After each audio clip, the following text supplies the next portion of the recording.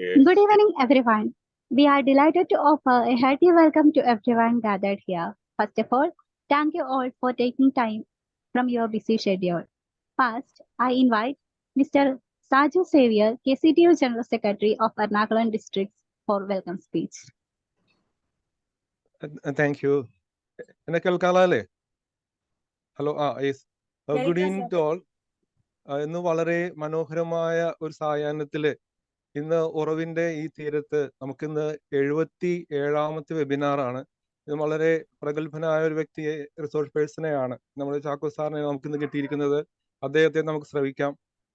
എന്റെ കർത്തവ്യത്തിലേക്ക് ഞാൻ കടക്കുകയാണ്. സ്വാഗതം ആശംസിക്കുക എന്നുള്ളതാണ് എന്റെ കർത്തവ്യം. ആദ്യമായിട്ട് എറണാകുളത്തിന്റെ നേതാവും നമ്മുടെ എല്ലാവരുടെയും പ്രിയങ്കരനുമായ ഡോക്ടർ PV ജോസഫ് സാറിനെ എല്ലാവരുടെയും പേരിൽ ഏറ്റവും ആദരപൂർവ്വം സാറിനെ സ്വാഗതം ആശംസിച്ചോളുന്നു. Thank you. എറണാകുളത്തിന്റെ ട്രഷററും നമ്മുടെ കൂട്ടുകാരനുമായിട്ടുള്ള പോൾ പടയാട്ടി സാർ നമ്മുടെ കൂടെ എന്നുമുണ്ട്. സാറിന്റെ ചിരിച്ച മുഖം നമ്മളെല്ലാവരും കണ്ടുകൊണ്ടിരിക്കുന്നു.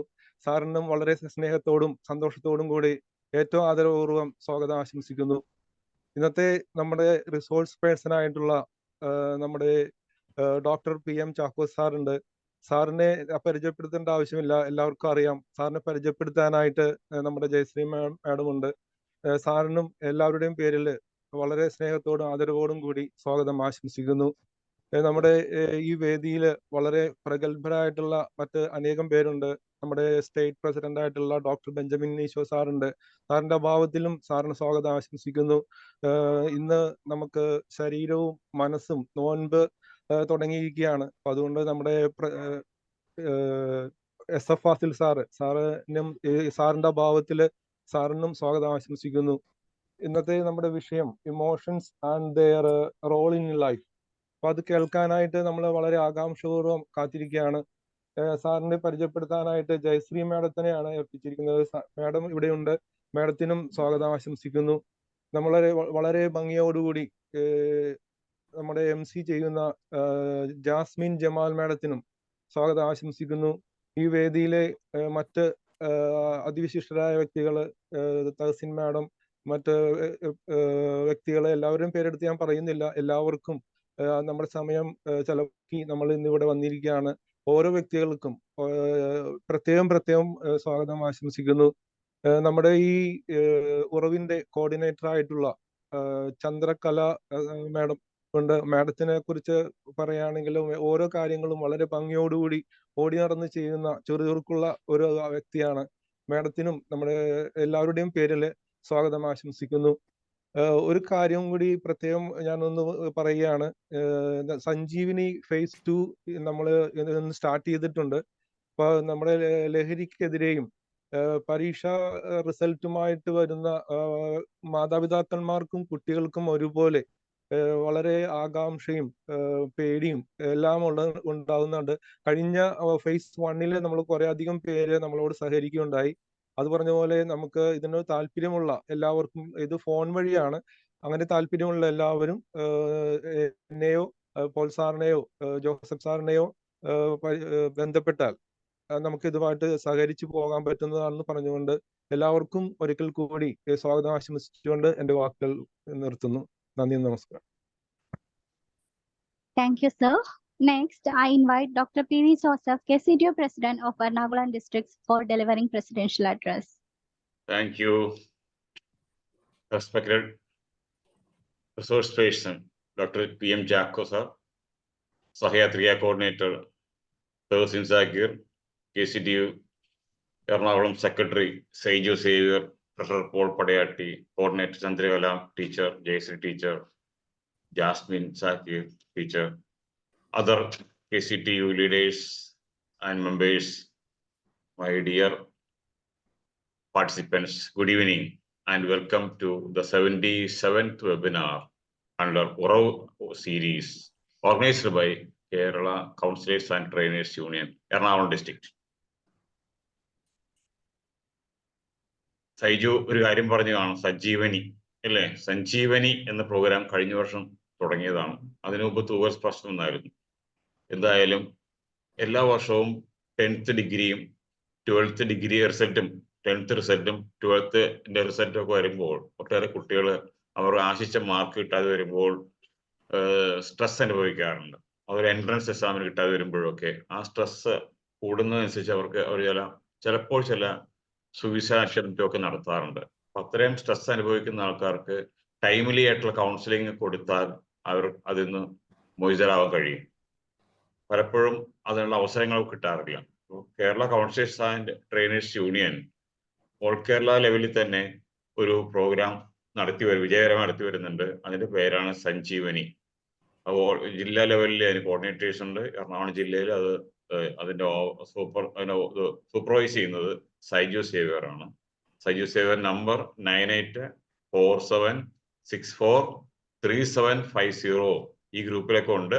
അപ്പൊ അതിനകത്ത് വിളിക്കേണ്ട കൗൺസിലേഴ്സിന്റെ നമ്പറുകളൊക്കെ നമ്മൾ ഗ്രൂപ്പിലിടും. പക്ഷെ ആ കൗൺസിലർ ആവാൻ ആഗ്രഹമുള്ളവർക്ക് ഈ സൈജു സേവ്യറിനെ വിളിച്ചാൽ മതി. നമ്പർ ഞാൻ വേണമെങ്കിൽ ചാറ്റ് ബോക്സിൽ ഇട്ടേക്കാം. അപ്പോ പഠിച്ചിറങ്ങുന്നവർക്കും അത് ചെയ്യാൻ ആഗ്രഹമുള്ളവർക്കും സെൽഫ്ലെസ് ആയിട്ട് കുട്ടികൾക്ക് കൗൺസിലിംഗ് കൊടുക്കാൻ ആഗ്രഹിക്കുന്നവർക്കും എല്ലാം ആ ഗ്രൂപ്പിൽ ചേർന്ന് കഴിഞ്ഞാൽ കോഴ്സ് വരുമ്പോൾ അതൊക്കെ കൊടുക്കുന്നതായിരിക്കും. ഫ്രീ സർവീസ് ആണിത് എന്ന് മനസ്സിലാക്കുന്നു. ഇന്നത്തെ research person doctor PM Chacko sir KCTU Ernakulam ജില്ലയിലെ അംഗവും ആണ്. ഇതിനു മുമ്പ് രണ്ട് തവണ അദ്ദേഹം റിസർച്ച് പേഴ്സന്റെ റോളിൽ നമ്മുടെ ഉറവ് പ്ലാറ്റ്ഫോമിൽ വന്നിട്ടുള്ളതാണ്. അദ്ദേഹം ഒരു അലോപ്പതി ഡോക്ടറാണ്. KR Narayanan government national film ഇൻസ്റ്റിറ്റ്യൂട്ടിലെ ചീഫ് മെഡിക്കൽ ഓഫീസർ കൂടിയാണ് അദ്ദേഹം. അതുകൂടാതെ അദ്ദേഹത്തിന്റെ പ്രൊഫഷൻ ആണെങ്കിലും അതോടൊപ്പം തന്നെ അദ്ദേഹം പാഷനെ കൊണ്ട് നടക്കുന്നത് സൈക്കോളജിയാണ്, കൗൺസിലിംഗ് ആണ്. അത് ബന്ധപ്പെട്ടുള്ള പഠനവും ഒട്ടേറെ തിരക്കുള്ള ഒരു കൗൺസിലർ കൂടിയാണ് ഡോക്ടർ ചാക്കോ സാറ്. അപ്പൊ ചാക്കോ സാറ് ഇന്നെടുക്കുന്നത് മറ്റൊരു സബ്ജക്റ്റ് ആണ്, emotions, role of emotions in our life എന്ന ടോപ്പിക്കാണ്. വളരെ രസകരവും വളരെ ഇൻഫോർമേറ്റീവ് ആയിട്ടുള്ള അറിഞ്ഞിരിക്കേണ്ടതായ ഒരു ടോപ്പിക് തന്നെയാണ് ഇമോഷൻ മാനേജ്മെന്റ്. നമുക്ക് എല്ലാവർക്കും അറിയാവുന്നതാണ്. IQ കൊണ്ട് കാര്യമില്ല, EQ ആണ് അതിനേക്കാൾ ഇമ്പോർട്ടന്റ് എന്നുള്ള ജീവിതത്തിൽ വിജയിക്കാൻ വേണ്ടത്, പ്രൊഫഷനിൽ വിജയിക്കാൻ വേണ്ടത് എന്ന് നമ്മൾ തിരിച്ചറിവുണ്ടായിട്ടുണ്ട്. അപ്പോ അതിനെക്കുറിച്ചായിരിക്കും ഇന്നത്തെ ക്ലാസ്. ആ ക്ലാസ് കേൾക്കാൻ തയ്യാറെടുത്തിരിക്കുന്ന നിങ്ങളേവരെയും ഒരിക്കൽ കൂടി ഈ KCTന് വേണ്ടിയിട്ട് സ്വാഗതം ചെയ്തുകൊണ്ട് ഞാൻ വാക്കുകൾ അവസാനിപ്പിക്കുകയാണ്. കൂടുതലായിട്ടൊന്നും പറയാനില്ല. ചാക്കോ സാറിനെ പറ്റി കൂടുതൽ പറയാൻ ജയശ്രീ മാഡം തയ്യാറായി ഇരിപ്പുണ്ട്. അദ്ദേഹം ജയശ്രീ മാഡം ഡീറ്റെയിൽസ് തരുന്നതായിരിക്കും. Over to MC Jasmine. Thank you, sir. Next, I would like to welcome Srimati Jayashree for introducing the resource person. Welcome, ma'am. Thank you, ma'am. എന്റെ കർത്തവ്യം എന്ന് പറയുന്നത് ഇന്നത്തെ റിസോഴ്സ് പേഴ്സണെ ചാക്കോ സാറിനെ ഇൻട്രൊഡ്യൂസ് ചെയ്യുക എന്നുള്ളതാണ്. Emotions and the role in life എന്ന ഒരു ടോപ്പിക്കിൽ ക്ലാസ് എടുക്കാൻ വന്നിരിക്കുന്ന doctor PM Chacko sir BSc, MBBS, SCGP എന്നീ ഡിഗ്രികൾ കരസ്ഥമാക്കിയിട്ടുണ്ട്. കൂടാതെ ബിഹേവിയർ ആൻഡ് മെഡിസിൻ റീഹാബിലിറ്റേഷനിൽ MPhil കരസ്ഥമാക്കിയിട്ടുണ്ട്. IMA AKM സിൻഹ ഇൻസ്റ്റിറ്റ്യൂട്ടിൽ നിന്ന് psychiatry and psychosexual medicine PG സർട്ടിഫിക്കറ്റിൽ കരസ്ഥമാക്കിയിട്ടുള്ള ഒരാളാണ്. IUCDS MG university for counselling and psychotherapy course, palliative care courses എന്നീ മേഖലകളിൽ ഫെസിലിറ്റേറ്റർ ആയിട്ടും വർക്ക് ചെയ്യുന്നുണ്ട്. Pre marriage course teaching faculty, pre marriage course in various Christian diocese SNDP എന്നീ മേഖലയിലും faculty work ചെയ്യുന്നു. കൂടാതെ medical officer at KR Narayan government film institute medical ഓഫീസറായിട്ട് work ചെയ്യുന്നുണ്ട്. അദ്ദേഹത്തിന്റെ റോൾ ഓഫ് സർവീസ് എന്ന് പറയുന്നത് medical practitioner, counsellor and psychotherapist ആണ്. കൂടാതെ വിസിറ്റിംഗ് കൗൺസിലർ ഇൻ SMCA കുവൈറ്റിൽ കൗൺസിലറായിട്ട് ചെയ്യുന്നുണ്ട്. ഇങ്ങനെയുള്ള ഒരു ബഹുമുഖ പ്രതിഭയാണ് ഇന്നത്തെ ട്രെയിനറായിട്ട് നമുക്ക് എത്തിയിട്ടുള്ളത്. ഇമോഷൻസ് എന്ന ടോപ്പിക്കിന്റെ സാറിന്റെ വിലയേറിയ വാക്കുകൾക്കായി നമുക്ക് എല്ലാവർക്കും കാതോർക്കുന്നു. Thank you. Next, it's an honor to welcome our Honorable Chief Guest, Dr. PM Chacko, physician, psychologist, and Chief Medical Officer. I invite you, sir. Thank you for your good words. May I do it in Malayalam or English? Which language you want?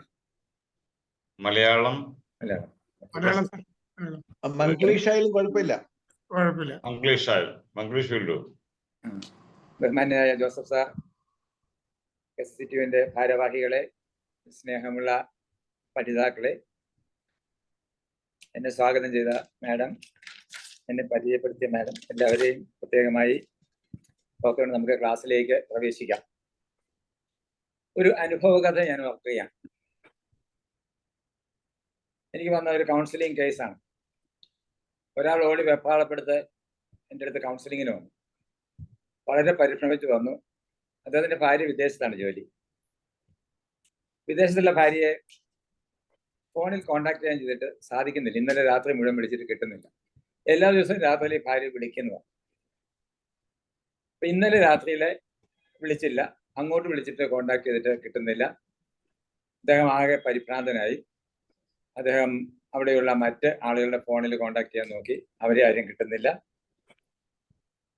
അദ്ദേഹം വളരെ വിഷണ്ണനായി, വളരെ panic attack പോലെയായി. ശ്വാസം കിട്ടുന്നില്ല, ചങ്കിടിക്കുന്നു, കൈകാല് പറിക്കുന്നു, വീട്ടിലുള്ളവർക്ക് സ്വസ്ഥതയില്ലാത്ത ഒരവസ്ഥയിലേക്ക് പോവുകയാണ്. പലതരത്തിൽ contact ചെയ്യാൻ നോക്കിയിട്ട് പറ്റാത്തത് രാത്രിയിൽ അദ്ദേഹം ഉറക്കം അടച്ചിരുന്നു. വേറെ സുഹൃത്തുക്കളുടെ വീട്ടിൽ പോയി അവിടെ ഇരുന്നുകൊണ്ട് വിളിക്കാൻ നോക്കി, സാധിക്കുന്നില്ല. നേരം വെളുക്കുന്നതിനും വരെ അദ്ദേഹം ഉറങ്ങാതിരുന്നു. ഉറങ്ങാതിന് ശേഷമാണ് രാവിലെ അദ്ദേഹം വീണ്ടും എൻ്റെ അടുത്ത് വരികയാണ്. വരുമ്പോൾ സംഭവിച്ചിരിക്കുന്നത് ഭാര്യയുടെ ഫോൺ വന്നു. ഇദ്ദേഹം ഈ സമയം കൊണ്ട് ചെയ്തു കൂട്ടിയത്, കഴിഞ്ഞ പ്രാവശ്യം ഭാര്യ വന്ന് പോയപ്പോൾ ഇവർ തമ്മിൽ ഇച്ചിരി അഭിപ്രായ വ്യത്യാസങ്ങളുണ്ടായി. അപ്പൊ അതേ സമയത്ത് തന്നെ ഭാര്യയുടെ അടുത്ത് ജോലി ചെയ്യുന്ന ഒരു വ്യക്തി നാട്ടിൽ വന്നപ്പോൾ ഇദ്ദേഹത്തിന്റെ വീട്ടിൽ സന്ദർശിക്കാനും വന്നിരുന്നു. അപ്പൊ പോയപ്പോൾ ഭാര്യ ഇയാളുമായിട്ട് നല്ല മാനസിക അകൽച്ചയിലാണ് പോയത്. എങ്കിലും പിന്നീട് നല്ലപോലെ കോംപ്രമൈസായി എന്ന് വിളിക്കുന്നുണ്ടായിരുന്നു. പക്ഷെ ഈ ഒരു ദിവസം വിളിക്കാതിരുന്നപ്പോൾ ഇദ്ദേഹം കഥകൾ അങ്ങോട്ട് മെനയാൻ തുടങ്ങി. മനസ്സിൽ എന്നോട് പിണങ്ങിയിട്ടാണ്, ഒരുപക്ഷെ അയാളുടെ പുറത്ത് പോയതായിരിക്കും, ഒരുപക്ഷെ എന്നെ വിട്ട് അയാളുടെ കൂടെ പോയതായിരിക്കും, ഇനി ഒരിക്കലും എന്നെ വിളിക്കാൻ സാധ്യതയില്ല.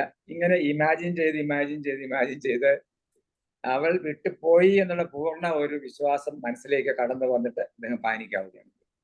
സത്യത്തിൽ സംഭവിച്ചത്, അവർക്ക് അന്നൊരു എക്സ്ട്രാ ഡ്യൂട്ടി എടുക്കേണ്ടി വന്നു രാത്രി. അതുകൊണ്ട് അവർ പോയി, അവിടെ ഫോൺ ഉപയോഗിക്കാൻ പറ്റത്തില്ലാത്തതുകൊണ്ട് അവര് ആ ജോലിക്ക് പോയി, അത് മാത്രമേ ഉള്ളൂ. ഇതുപോലെയാണ് പലപ്പോഴും നമുക്ക് സംഭവിക്കുക. നമ്മളുടെ എല്ലാ ഇമോഷൻസിന്റെയും അഗ്രവേഷൻ സംഭവിക്കുന്നത് നമ്മുടെ ഇമാജിനേഷൻ കൊണ്ടാണ്. നമ്മുടെ ആങ്സൈറ്റി ആണെങ്കിലും നമ്മുടെ ഫിയർ ആണെങ്കിലും ഏത് ഇമോഷൻ ആയിക്കൊള്ളട്ടെ, ഇതെല്ലാം അഗ്രവേറ്റ് ചെയ്യുന്നത് നമ്മുടെ തിങ്കിങ് പ്രോസസ്സ് കൊണ്ടാണ്. പ്രധാനമായിട്ടും നമ്മളെ കണ്ടുവരുന്ന ചില ഇമോഷൻസ്, ദേഷ്യം, ആങ്കർ അല്ലേ, അത് നമുക്ക് പൊതുവെ കാണാവുന്ന ഒരു ഇമോഷനാണ്. രണ്ടാമത്തേത് ഫിയർ ആണ്. മൂന്നാമത്തേത് ഡിസ്ഗസ്റ്റ് ആണ്. നാലാമത്തേത് ഷെയിമാണ്. അഞ്ചാമത്തേത് ഗിൽറ്റ് ആണ്. ആറാമത്തേത് ലവ്. പല വേറെ അഡീഷണൽ ആയിട്ട് ഒരുപാട് ഇമോഷൻസ് ഇപ്പം ലിസ്റ്റ് ചെയ്യപ്പെട്ടിട്ടുണ്ടെങ്കിലും സാധാരണ നമ്മൾ കാണുന്നത് ഫിയറും ആങ്കറും ഡിസ്ഗസ്റ്റും ഒക്കെയാണ്. ഇവിടെ ഞാൻ പറയാൻ ആഗ്രഹിക്കുന്നത്, ഇതിന്റെ എല്ലാം ഗ്രേഡ് പലരിലും പലതരത്തിലാണ്. ഇപ്പൊ ഞാനിവിടെ ആയിരിക്കുകയാണ്, എനിക്ക് എൻ്റെതായിട്ടുള്ള ഒത്തിരി പ്രത്യേകത ഉണ്ട്. നിങ്ങൾക്ക് ഓരോരുത്തർക്കും ഒത്തിരി പ്രത്യേകത ഉണ്ട്. നിങ്ങളുടെ ഇമോഷൻ വ്യത്യാസമുണ്ട്, നിങ്ങളുടെ ടെമ്പർമെന്റ് വ്യത്യാസമുണ്ട്. ടെമ്പർമെന്റ് എന്ന് പറഞ്ഞാൽ നിങ്ങളുടെ സ്റ്റേറ്റ് ഓഫ് റിയാക്ഷൻ ആണ്, അല്ലെ? നിങ്ങൾ എങ്ങനെയാണ് ദേഷ്യക്കാരനാണോ, മര്യാദക്കാരനാണോ, നിങ്ങൾ ക്വിക്ക് ടെമ്പർമെന്റ് ഉള്ള ആളാണോ, നിങ്ങളെ വാമപ്പ് ടെമ്പർമെന്റ് ഉള്ള ആളാണോ, നിങ്ങളെ വളരെ സ്ലോ ടെമ്പർമെന്റ് ഉള്ള ആളാണോ, ഏത് തരത്തിലുള്ള ടെമ്പർമെന്റ് ആണ് എന്നുള്ളത് ഡിസൈഡഡ് ആണ്. നിങ്ങളെ അങ്ങനെയാണ്, നിങ്ങളെ ചെറുപ്പം തൊട്ടേ അങ്ങനെയാണ്. നിങ്ങൾക്ക് ചിലപ്പോൾ പെട്ടെന്ന് ദേഷ്യം വരും, ചിലപ്പം പെട്ടെന്ന് സങ്കടം വരും, ചിലപ്പം പെട്ടെന്ന് ആങ്സൈറ്റി വരും, ചിലപ്പം സംശയങ്ങൾ നിങ്ങൾക്ക് ഉണ്ടാവാം, അകാരണമായ സംശയങ്ങൾ നിങ്ങൾക്ക് ഉണ്ടാവാം. ഇങ്ങനെ ഒരുപാട് പ്രത്യേകതകളോടെയാണ് നമ്മൾ ഓരോരുത്തരോടെ ഇരിക്കുന്നത്. നമുക്ക് ചില കാര്യങ്ങൾ ട്രിഗറിങ് ആയിരിക്കും. ചിലപ്പം സാധാരണ ആളുകൾക്ക് പറഞ്ഞാൽ ദേഷ്യം വരാത്ത കാര്യം നമുക്ക് പറഞ്ഞാൽ ദേഷ്യം വരുമായിരിക്കും, നമുക്ക് കേട്ടാൽ ദേഷ്യം വരും. ചില സിറ്റുവേഷൻസ് സാധാരണ ആളുകൾ വളരെ കൂളായിട്ട് പോകുന്നിടത്ത് നമുക്ക് കൂളായിട്ട് പോകാൻ പറ്റുന്നില്ലായിരിക്കും. ഇതൊന്നും ആരും നമ്മൾ ചൂസ് ചെയ്തൊരു കാര്യമല്ല. നമ്മൾ ആരുടെ മക്കളായിരിക്കുന്നു, നമ്മുടെ ടെമ്പർമെന്റ് എന്തായിരിക്കുന്നു, നമ്മൾ എവിടെയാണ് ജീവിക്കുന്നത്, ഇതൊന്നും നമ്മൾ ചൂസ് ചെയ്ത കാര്യമില്ല. ഇതൊക്കെ നമ്മുടെ ബൈ ബർത്ത് നമ്മളിൽ വന്ന് ചേർന്നിരിക്കുന്ന കാര്യങ്ങളാണ്.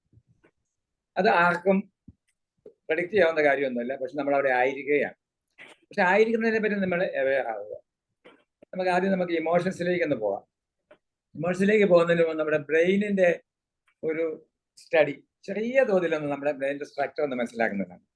നമ്മുടെ ബ്രെയിനിന് നമ്മൾ ബ്രോഡായിട്ട് പറയുന്ന 3 ടൈപ്പ് ബ്രെയിൻ നമുക്കുണ്ടെന്ന് പറഞ്ഞു. നമ്മുടെ ഒരു ബ്രെയിനിൽ 3 ടൈപ്പ് ബ്രെയിൻ ഉണ്ട്. ആ 3 ടൈപ്പ് ബ്രെയിനിന്റെ പേര് നമ്മള് ട്രൈയൂൺ ബ്രെയിൻ എന്നാണ്. ട്രൈയൂൺ ബ്രെയിനിന് 3 ഭാഗമുണ്ട്. ഒന്ന് റെപ്റ്റീലിയൻ ബ്രെയിൻ എന്ന് പറഞ്ഞാൽ റെപ്റ്റൈൽസിന്റെ, ഉരകങ്ങളുടെ എവല്യൂഷൻ അനുസരിച്ച് പറയുന്നത് ഉരകങ്ങളിൽ നിന്ന് ഇവോൾവ് ചെയ്യാൻ വന്നിരിക്കുന്നത്, അല്ലെ? ഇവോൾവ് ചെയ്താണ് മനുഷ്യൻ വന്നിരിക്കുന്നതാണ്. ഉരകങ്ങളുണ്ട്. അത് കഴിഞ്ഞ് മാമൽസ് വന്നു.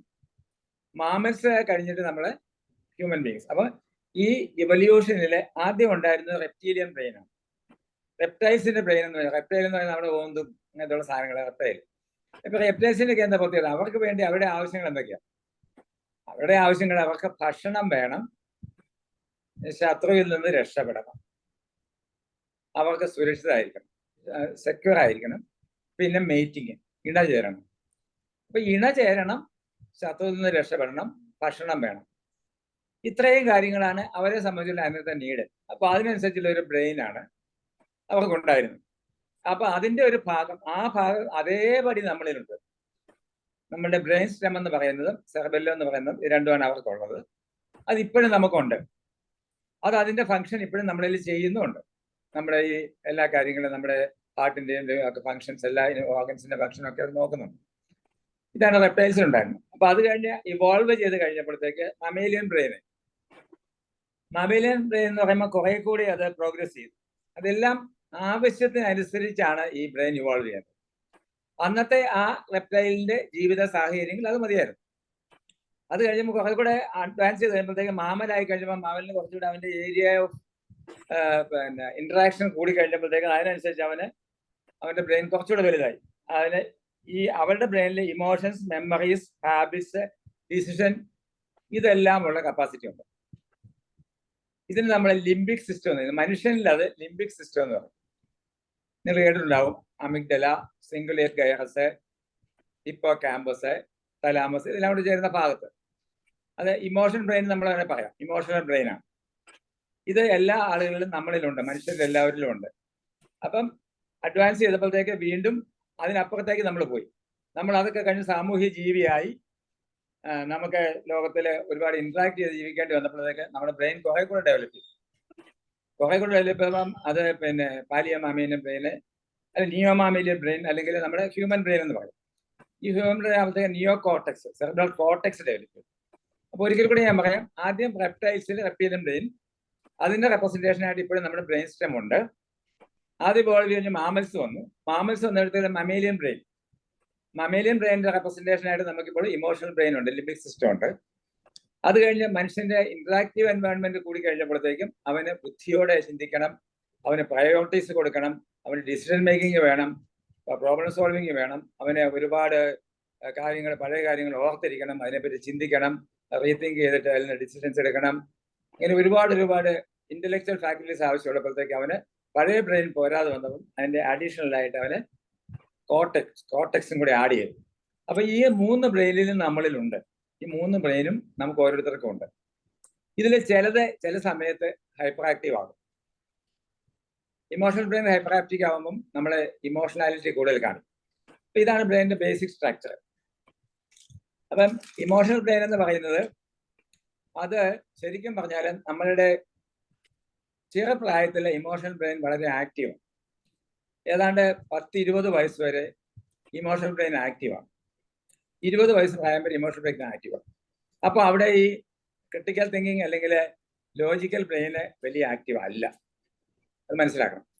അപ്പം ശരിക്കും പറയാം 20 വയസ്സിന് ശേഷമാണ് ലോജിക്കൽ ബ്രെയിൻ ഫുള്ളായിട്ട് ഡെവലപ്പ് ചെയ്യുന്നത്. അതുവരെ ആക്ട് ചെയ്യുന്നത് ഇമോഷണൽ ബ്രെയിനാണ്. ഈ ഇമോഷണൽ ബ്രെയിന് ആക്ട് ചെയ്യുന്നതിനനുസരിച്ചാണ് നമ്മൾ എക്സ്പീരിയൻസ് സീക്കിംഗ് ആവുക, നമ്മളെ പല കാര്യങ്ങളുടെയും പുറകെ പോവുക, നമുക്കെല്ലാം അഡ്വഞ്ചറസ് ആണ്. അതിന്റെ കോൺസിക്വൻസ് നമ്മൾ ചിന്തിക്കുന്നില്ല, കാരണം നമ്മുടെ ക്രിട്ടിക്കൽ തിങ്കിങ് ബ്രെയിൻ ഡെവലപ്ഡ് ആയിട്ടില്ല. അതുകൊണ്ടാണ് ചെറുപ്പക്കാർ പിള്ളേരും അല്ലെങ്കിൽ അഡോളസെൻസ് ഒക്കെ ഇങ്ങനെയുള്ള കാര്യങ്ങളിൽ ചിന്തിക്കാതെ അവർ ചാടുന്നത്. പക്ഷെ ഇതിനൊരു നല്ല ഉദ്ദേശമുണ്ട്. ആ ബ്രെയിനിന്റെ ദൈവം അങ്ങനെ അല്ലെങ്കിൽ പ്രകൃതി അങ്ങനെ സൃഷ്ടിച്ചിരിക്കുന്നതിന് നല്ലൊരു ഉദ്ദേശമുണ്ട്. എന്താണെന്ന് ചോദിച്ചാൽ അവരെ സ്വതന്ത്രമായിട്ട് ചിന്തിക്കണം. വേറെ ഒന്നിന്റെയും ഇൻഫ്ലുവൻസ് ഇല്ലാതെ സ്വതന്ത്രമായിട്ട് അവർ ചിന്തിക്കണം. അതിനു വേണ്ടിയാണ്. അപ്പൊ അവര് സ്വന്തമായിട്ട് ക്രിയേറ്റീവായിട്ട് ചിന്തിച്ച്, ആര് പറയുന്നതും കേൾക്കാതെ, പേരൻസ് മുതിർന്നവരൊന്നും പറയുന്നത് കേൾക്കാതെ ക്രിയേറ്റീവായിട്ട് ചിന്തിച്ച് അവര് അതിനു വേണ്ടി ഒരു ഡിസിഷൻസ് എടുക്കണം.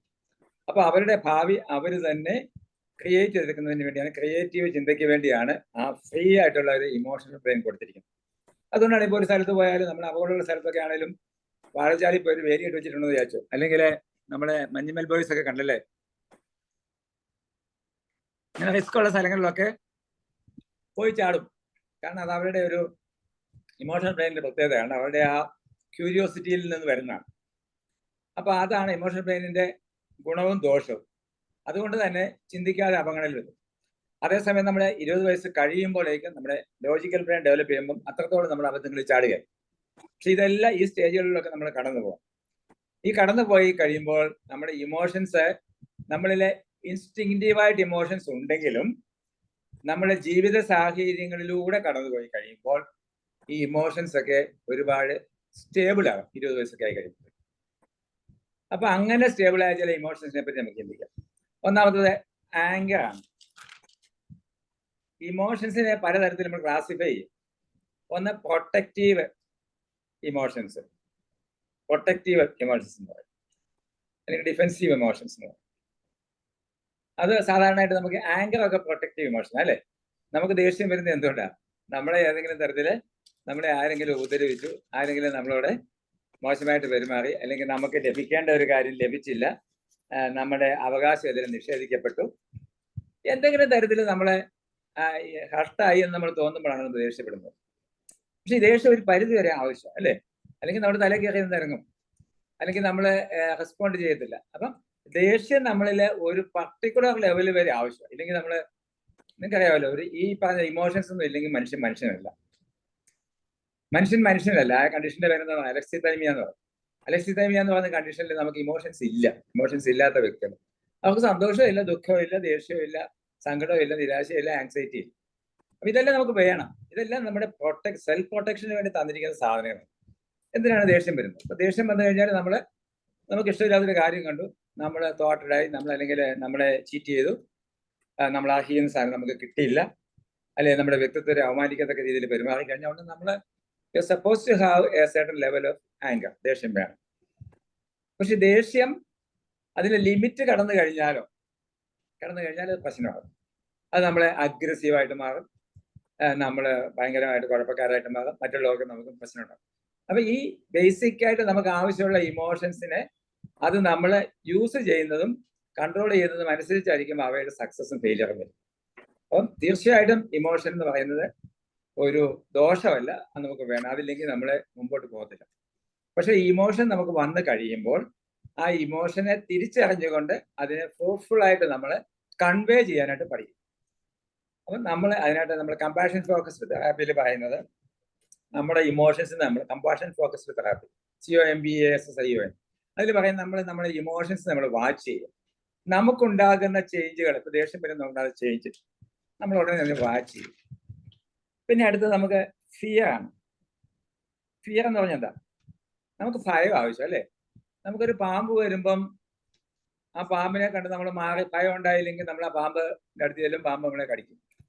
അപ്പൊ ഫിയർഫുൾ ആയിട്ടുള്ള കാര്യങ്ങളോട് നമ്മൾ ഫിയർ കാണിച്ചില്ലെങ്കിലോ, തീക്കകത്ത് കൈയിട്ടാൽ കൈ പൊള്ളുമെന്ന് നമുക്ക് അറിയാം, പക്ഷെ നമ്മൾ അതിനകത്ത് കൊണ്ട് കൈ ഇടുകയാണെങ്കിലോ കൈ പൊള്ളും.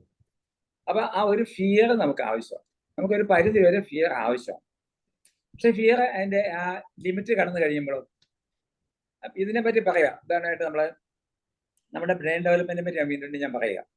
നമ്മുടെ കാട്ടിൽ നമ്മുടെ കാരണവന്മാരൊക്കെ താമസിക്കുന്നത്, അല്ലെങ്കിൽ നമ്മുടെ ആൻസസ്റ്റേഴ്സ് താമസിക്കുന്ന കാലത്ത്, ഇപ്പൊ കാട്ടിലൊരു പുലി വരികയാണ്, അല്ലെങ്കിൽ സിംഹം തിന്നാൻ വരികയാണ്. ആ വരുന്നത് സിംഹമാണോ അല്ലെങ്കിൽ പുലിയാണോ എന്ന് ആലോചിച്ച് നിൽക്കുകയാണെങ്കിലോ പുലി നമ്മളെ തിന്നും. അപ്പൊ നമ്മുടെ ന്യൂലി ഡെവലപ്ഡ് കോർട്ടക്സിന്റെ പ്രത്യേകത എന്താണെന്ന് ചോദിച്ചാൽ, പുതിയ ഹ്യൂമൻ ബ്രെയിനിലെ കോർട്ടക്സ് എന്ന് പറയുന്നത് വളരെ ലോജിക്കൽ തിങ്കിങ് ബ്രെയിൻ ആണ് അതിനുള്ളത്.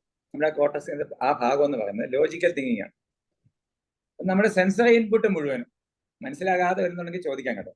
നമ്മുടെ സെൻസസ് എന്ന് പറഞ്ഞാൽ 5 സെൻസുകളാണ് അല്ലേ. കാഴ്ച, കേൾവി, സ്പർശനം, ടേസ്റ്റ്, സ്മെല്ല് ഒക്കെ അല്ലേ. അപ്പൊ ഈ സെൻസുകളിൽ നിന്ന് വരുന്ന ഇൻപുട്ട് തലച്ചോറിലെ തലാമസ് എന്ന് പറഞ്ഞൊരു ഭാഗത്തേക്കാണ് പോകുന്നത്. ഇപ്പൊ നിങ്ങൾ കൂടുതൽ ബോധരാകണ്ട എങ്കിൽ തലാമസ് എന്ന് പറഞ്ഞൊരു ഭാഗത്തേക്കാണ് പോകുന്നത്. ഈ തലാമസിൽ നിന്ന് പിന്നെ കുറെ മേജർ ഫൈബേഴ്സ് മുഴുവൻ സെറിബ്രൽ കോർട്ടക്സിലേക്ക്, അതായത് തിങ്കിങ് കോർട്ടക്സിലേക്കാണ് പോകുന്നത്. അപ്പൊ നീളത്തിലുള്ള ഒരു സാധനം വഴിയിൽ കിടക്കുന്നു, അത് അനങ്ങുന്നതാണ്. അങ്ങനെ ഒരു സാധനത്തെ കണ്ടു കഴിഞ്ഞാൽ ഉടനെ നമ്മുടെ കണ്ണ് പറയും ഇങ്ങനെ ഒരു സാധനം അനങ്ങുന്നു, ചെവി പറയും ഷീന്നൊരു ശബ്ദം കേട്ടു. ഇതെല്ലാം കൂടി നമ്മുടെ ബ്രെയിനിലെ കോർട്ടക്സിലേക്ക്, തലാമസിൽ നിന്ന് കോർട്ടക്സിലേക്ക് വിടും. കോർട്ടക്സ് എന്നിട്ട് ആലോചിച്ചിട്ട് പറയും ഇതൊരു പാമ്പാണ്. പക്ഷെ ഇതിന് ഒരു സെക്കൻഡ്സ് എടുക്കും. ആ സെക്കൻഡ് സമയത്തെ പ്രോസസ്സിങ് സമയം നമുക്ക് ചിലപ്പോൾ ജീവൻ നഷ്ടമാകാൻ കാരണമാകും.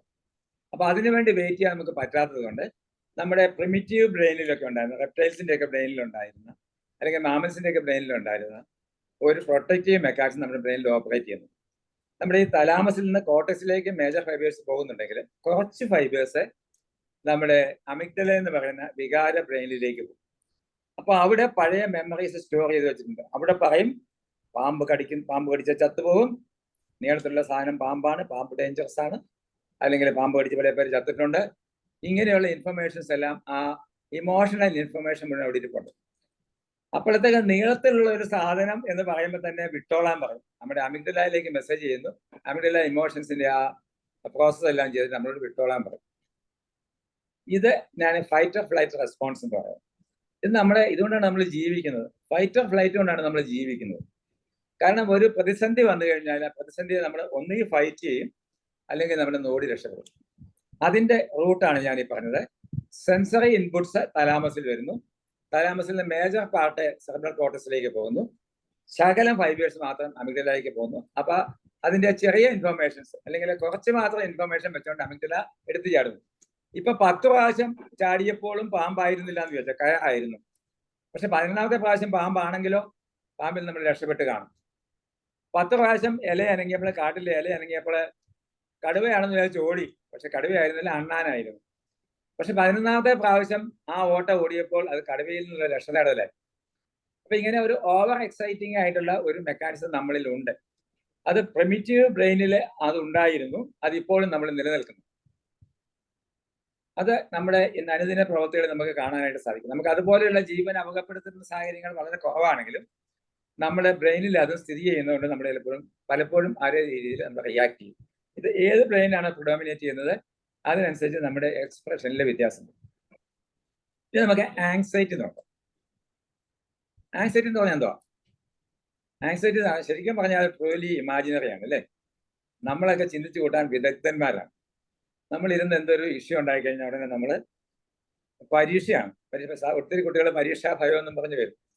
ചിലർക്ക് സ്റ്റേജിൽ കയറാൻ പേടിയാണ്, സ്റ്റേജിൽ കയറി പ്രസംഗിക്കാൻ പേടിയാണ്, പാട്ട് പാടാൻ അറിയാൻ പക്ഷേ സ്റ്റേജിൽ കയറി നിന്ന് പാടാൻ പേടിയാണ്. ഫോബിയാസ് അല്ലേ? സത്യത്തിൽ ഇതെന്തോ ഇത് നമ്മളെ ശരിക്കും പറഞ്ഞാൽ ഇമാജിനറിയാണ്. നമ്മൾ വിചാരിക്കുകയാണ് പരീക്ഷയ്ക്ക് തോറ്റു പോയി കഴിഞ്ഞാൽ പരീക്ഷയ്ക്ക് പോകും, പരീക്ഷയ്ക്ക് മാർക്ക് കുറയുമായിരിക്കും, അല്ലെങ്കിൽ ക്വസ്റ്റ്യന് ടഫായിരിക്കും, എനിക്ക് മാർക്ക് കുറഞ്ഞു പോയിരിക്കും, മാർക്ക് കുറഞ്ഞു കഴിഞ്ഞാൽ ഞാൻ ക്ലാസ്സിലെ തേർഡായി പോകും, അല്ലെങ്കിൽ ഫോർത്തായി പോകും, അല്ലെങ്കിൽ എനിക്ക് ആവറേജ് മാർക്ക് കാണുള്ളൂ. അത് കഴിയുമ്പോഴത്തേക്ക് ടീച്ചർമാർ വഴക്ക് പറയും, വീട്ടിൽ വരുമ്പോൾ വഴക്ക് പറയും, കൂട്ടുകാരെല്ലാം കളിയാക്കും, ആകെ നാണക്കേടാകും. ഇങ്ങനെ ഇമാജിൻ ചെയ്ത് ചത്തേക്കാന്ന് വിചാരിക്കും. It can go to that extreme. ഇതെല്ലാം നമ്മുടെ ഇമാജിനേഷൻസ് ആണ്, നമ്മുടെ മനസ്സ് ക്രിയേറ്റ് ചെയ്യുന്ന വെറും ഫാന്റസികളാണ്. പക്ഷെ അത് we are beyond control of that. നമ്മൾ ഇങ്ങനെ ക്രിയേറ്റ് ചെയ്യുന്ന ഫാന്റസികൾ, നമ്മുടെ തിങ്കിങ് പ്രോസസ്സിലാണ് നമ്മൾ ഇങ്ങനെ ഈ ആങ്സൈറ്റി ക്രിയേറ്റ് ചെയ്യുന്നത്. പക്ഷെ ഈ ആങ്സൈറ്റി നമുക്ക് ആവശ്യം അല്ലേ? ഒരു പരിധി വരെ ആങ്സൈറ്റി ആവശ്യമുണ്ട്. പരീക്ഷ പറ്റി ഒരു ആങ്സൈറ്റി ഇല്ലെങ്കിലോ? ആങ്സൈറ്റി നമ്മൾ പഠിക്കത്തില്ല. നമുക്ക് കുറച്ചെങ്കിലും ആങ്സൈറ്റി ഉണ്ടാണ്. ഇതെല്ലാം ബേസിക് ഡിഫെൻസീവ് പ്രൊട്ടക്റ്റീവ് ഇമോഷൻസ് ആണ്. നമുക്ക് ആ ചെറിയ തോതിൽ വേണം ഈ ആങ്സൈറ്റി. ആങ്സൈറ്റി ഇല്ലെങ്കിൽ എന്ത് സംഭവിക്കും? നമ്മളൊന്നും ചെയ്യത്തില്ല, നമ്മൾ പഠിക്കത്തില്ല. ആങ്സൈറ്റി നമ്മൾ പഠിക്കത്തില്ല. അപ്പം ചെറിയ തോതിൽ ആങ്സൈറ്റി വേണം. അത് പ്രസംഗിക്കാൻ കയറുമ്പോൾ നമ്മൾ ആലോചിച്ച് നോക്കി, നമുക്ക് നല്ലപോലെ പ്രസംഗിക്കാൻ അറിയാം, നമ്മുടെ സബ്ജക്റ്റ് ഉണ്ട്. ഒരു സ്റ്റേജിൽ കയറി നിൽക്കുമ്പോൾ നമുക്ക് ഒരു ഫിയറാണ്. അവിടെ കയറി നിന്നാലും ഞാൻ എൻ്റെ പ്രസംഗം മോശമായെങ്കിലോ മറ്റുള്ളവർ എന്ത് വിചാരിക്കും, അവരങ്ങനെ വിചാരിക്കും, ഇങ്ങനെ വിചാരിക്കും, എന്നെ കളിയാക്കും, അങ്ങനെയായിരിക്കും എന്ന് വിചാരിച്ചിട്ട് നമ്മൾ we are not able to go to the podium for speaking. ഇതെല്ലാം നമ്മുടെ ഈ മനസ്സ് ക്രിയേറ്റ് ചെയ്യുന്ന ആങ്സൈറ്റി, അതിൻ്റെ നമുക്ക് ഇനെവിറ്റബിൾ ആയിട്ടുള്ള എക്സിസ്റ്റൻസിനെ അല്ലെങ്കിൽ നിലനിൽപ്പിന് അനിവാര്യമായ ആങ്സൈറ്റി നമ്മളെ ബിയോണ്ട് ലിമിറ്റ്സ് കൊണ്ടുപോയി കഴിയുമ്പോഴത്തേക്ക് അത് നമ്മൾ മനഃപൂർവ്വം കൊണ്ടുവന്നൊന്നുമല്ല, നമ്മുടെ അത് ചില എക്സ്പീരിയൻസുകളാണ് നമ്മളെ അങ്ങനെ കൊണ്ടുവന്നത്. അതിനെപ്പറ്റി ഞാൻ പിന്നെ സംസാരിച്ചോളാം. അപ്പൊ ഇതെല്ലാം നമുക്ക് ഒരു കാര്യം മനസ്സിലാക്കുക, emotions are needed for our survival. Emotions ഇല്ലെങ്കിൽ നമുക്ക് ജീവിക്കാൻ പറ്റും. അതുപോലെ ഷെയിമും ഗിൽറ്റും. ഗിൽറ്റ് കുറ്റബോധമാണ്. ഈ കുറ്റബോധം എന്ന് പറയുന്നത് നമുക്ക് ഉണ്ടാവണം, അല്ലേ? കുറ്റബോധം ഒത്തിരി ഉണ്ടാവാൻ പാടില്ല. നമ്മളൊരു കാര്യം ചെയ്തു. ഇപ്പൊ ഞാനിപ്പം ജോസഫ് സാറിനോട് ഞാനൊരു ദേഷ്യപ്പെട്ട് സംസാരിച്ചു. ജോസഫ് സാറിനെ വിളിച്ച് ഞാൻ, സാറേ എനിക്ക് അന്നേരം ദേഷ്യം വന്നപ്പോൾ സംസാരിച്ചു, ക്ഷമിക്കണം സാറേ എന്ന് ഞാൻ പറഞ്ഞു കഴിയുമ്പോൾ അതവിടെ തീരണം. പിന്നെ ഞാൻ വീട്ടിൽ ചെയ്യും, ഞാൻ ജോസഫ് സാറിനോട് അങ്ങനെ പറഞ്ഞത് ശരിയായി, ജോസഫ് സാറിനോട് ക്ഷമിച്ചിരിക്കുന്നു എന്ന് പറഞ്ഞ് ഞാൻ പിന്നെയും വീട്ടിൽ നിന്ന് ചെയ്തു, ഞാൻ ജോസഫ് സാറിനോട് അങ്ങനെ പറയണ്ടായിരുന്നു, ജോസഫ് സാറിനോട് ഒരാളോട് പറയേണ്ട കാര്യമില്ല, അങ്ങനത്തെ മനുഷ്യനോട് ഞാൻ പറയരുതായിരുന്നു, ഈ ജോസഫ് സാർ എന്നെ പറ്റി എന്നെ വിചാരിക്കും, എന്നെ വിചാരിച്ച് കാണും, അത് കേട്ട വേറെ ആൾക്കാരും കേട്ടായിരുന്നു. ഇങ്ങനെ ഞാൻ മാഗ്നിഫൈ ചെയ്ത് പോകണമെങ്കിൽ അത് കുറ്റബോധമാകും. That is pathology. ചെറിയ തോതിൽ ആ ഗിൽറ്റ് ഫീലിംഗ് ഈസ് ഗുഡ്. അത് നമ്മളത് തിരിച്ചറിഞ്ഞു കഴിഞ്ഞാൽ ദാറ്റ് ഈസ് ഗുഡ്. കാരണം അത് വേണ്ടായിരുന്നു, നമുക്ക് തെറ്റായി എന്ന് നമുക്ക് ബോധ്യം വന്നൊരു കാര്യം നമ്മൾ ചെയ്തു പോയി. ദാറ്റ് ഈസ് ഫോർ അവർ. പിന്നെ ഷെയിമും നമുക്ക് വേണം. ചില കാര്യങ്ങളിൽ നമ്മൾ ചെയ്യുമ്പോൾ അത് നമുക്ക് അപമാനകരമാണ്, അപകീർത്തികരമാണ് നമുക്ക് തോന്നുന്ന കാര്യം, അത് നമ്മുടെ മനസ്സിലേക്ക് ഒരു അലേർട്ട് തരുന്ന കാര്യമാണ് ഈ ഷെയിം എന്ന് പറയുന്നത്. That is also essential. പക്ഷേ ഷെയിം കൂടിക്കഴിഞ്ഞാലോ, ഇപ്പൊ അടുത്ത കാലത്തുള്ള നമ്മൾ ഇതിലുള്ള ഇന്റർനെറ്റിൽ കാണുന്നതാണ്, കേട്ടിട്ടുണ്ടാവും, സ്നാപ്ചാറ്റ് ബോഡി ഡിസ്മോർഫിക് ഡിസോർഡർ എന്ന് പറഞ്ഞൊരു കാര്യമുണ്ട്. സ്നാപ്ചാറ്റ് ബോഡി, നിങ്ങൾ കേട്ടിട്ടുണ്ടാവും അല്ലേ? നിങ്ങൾ പലരും കേട്ടിട്ടുണ്ടാവും. അതുകൊണ്ട് റിയാക്ട് ചെയ്യാൻ കേട്ടോ, റെസ്പോണ്ട് ചെയ്യാം. Snapchat body dysmorphic disorder. Snapchat എന്നൊക്കെ അറിയാം, നമ്മളെ ഫോട്ടോസ് ഒക്കെ എടുത്ത് നമ്മളെ സുന്ദരന്മാരും സുന്ദരികളൊക്കെ സ്നാപ്ചാറ്റ് കൊടുക്കും. ഒരാളെനിക്ക് ഗൾഫിലുള്ള ഒരാളെ എനിക്കൊരു ഫോട്ടോ അയച്ചു തന്നു. ഞാൻ ഇവിടെ ചേടി നിന്റെ ഫോട്ടോ തന്നെയാണോ, ഞാൻ നിന്നെ കണ്ടിട്ടുള്ള സാറേ അതൊക്കെ സ്നാപ്ചാറ്റ് അല്ലേ? അപ്പൊ ഞാൻ സുന്ദരിയാകാൻ പറഞ്ഞു. അപ്പൊ അവളൊരു റൈറ്ററൊക്കെയാണ്, റൈറ്ററുടെ അവിടെ ബുക്കിന്റെ കവർ പേജിൽ ഇരിക്കുന്ന ഫോട്ടോ അവളെ പോലെ തോന്നത്തില്ല, ഒത്തിരി വ്യത്യാസമുണ്ട്.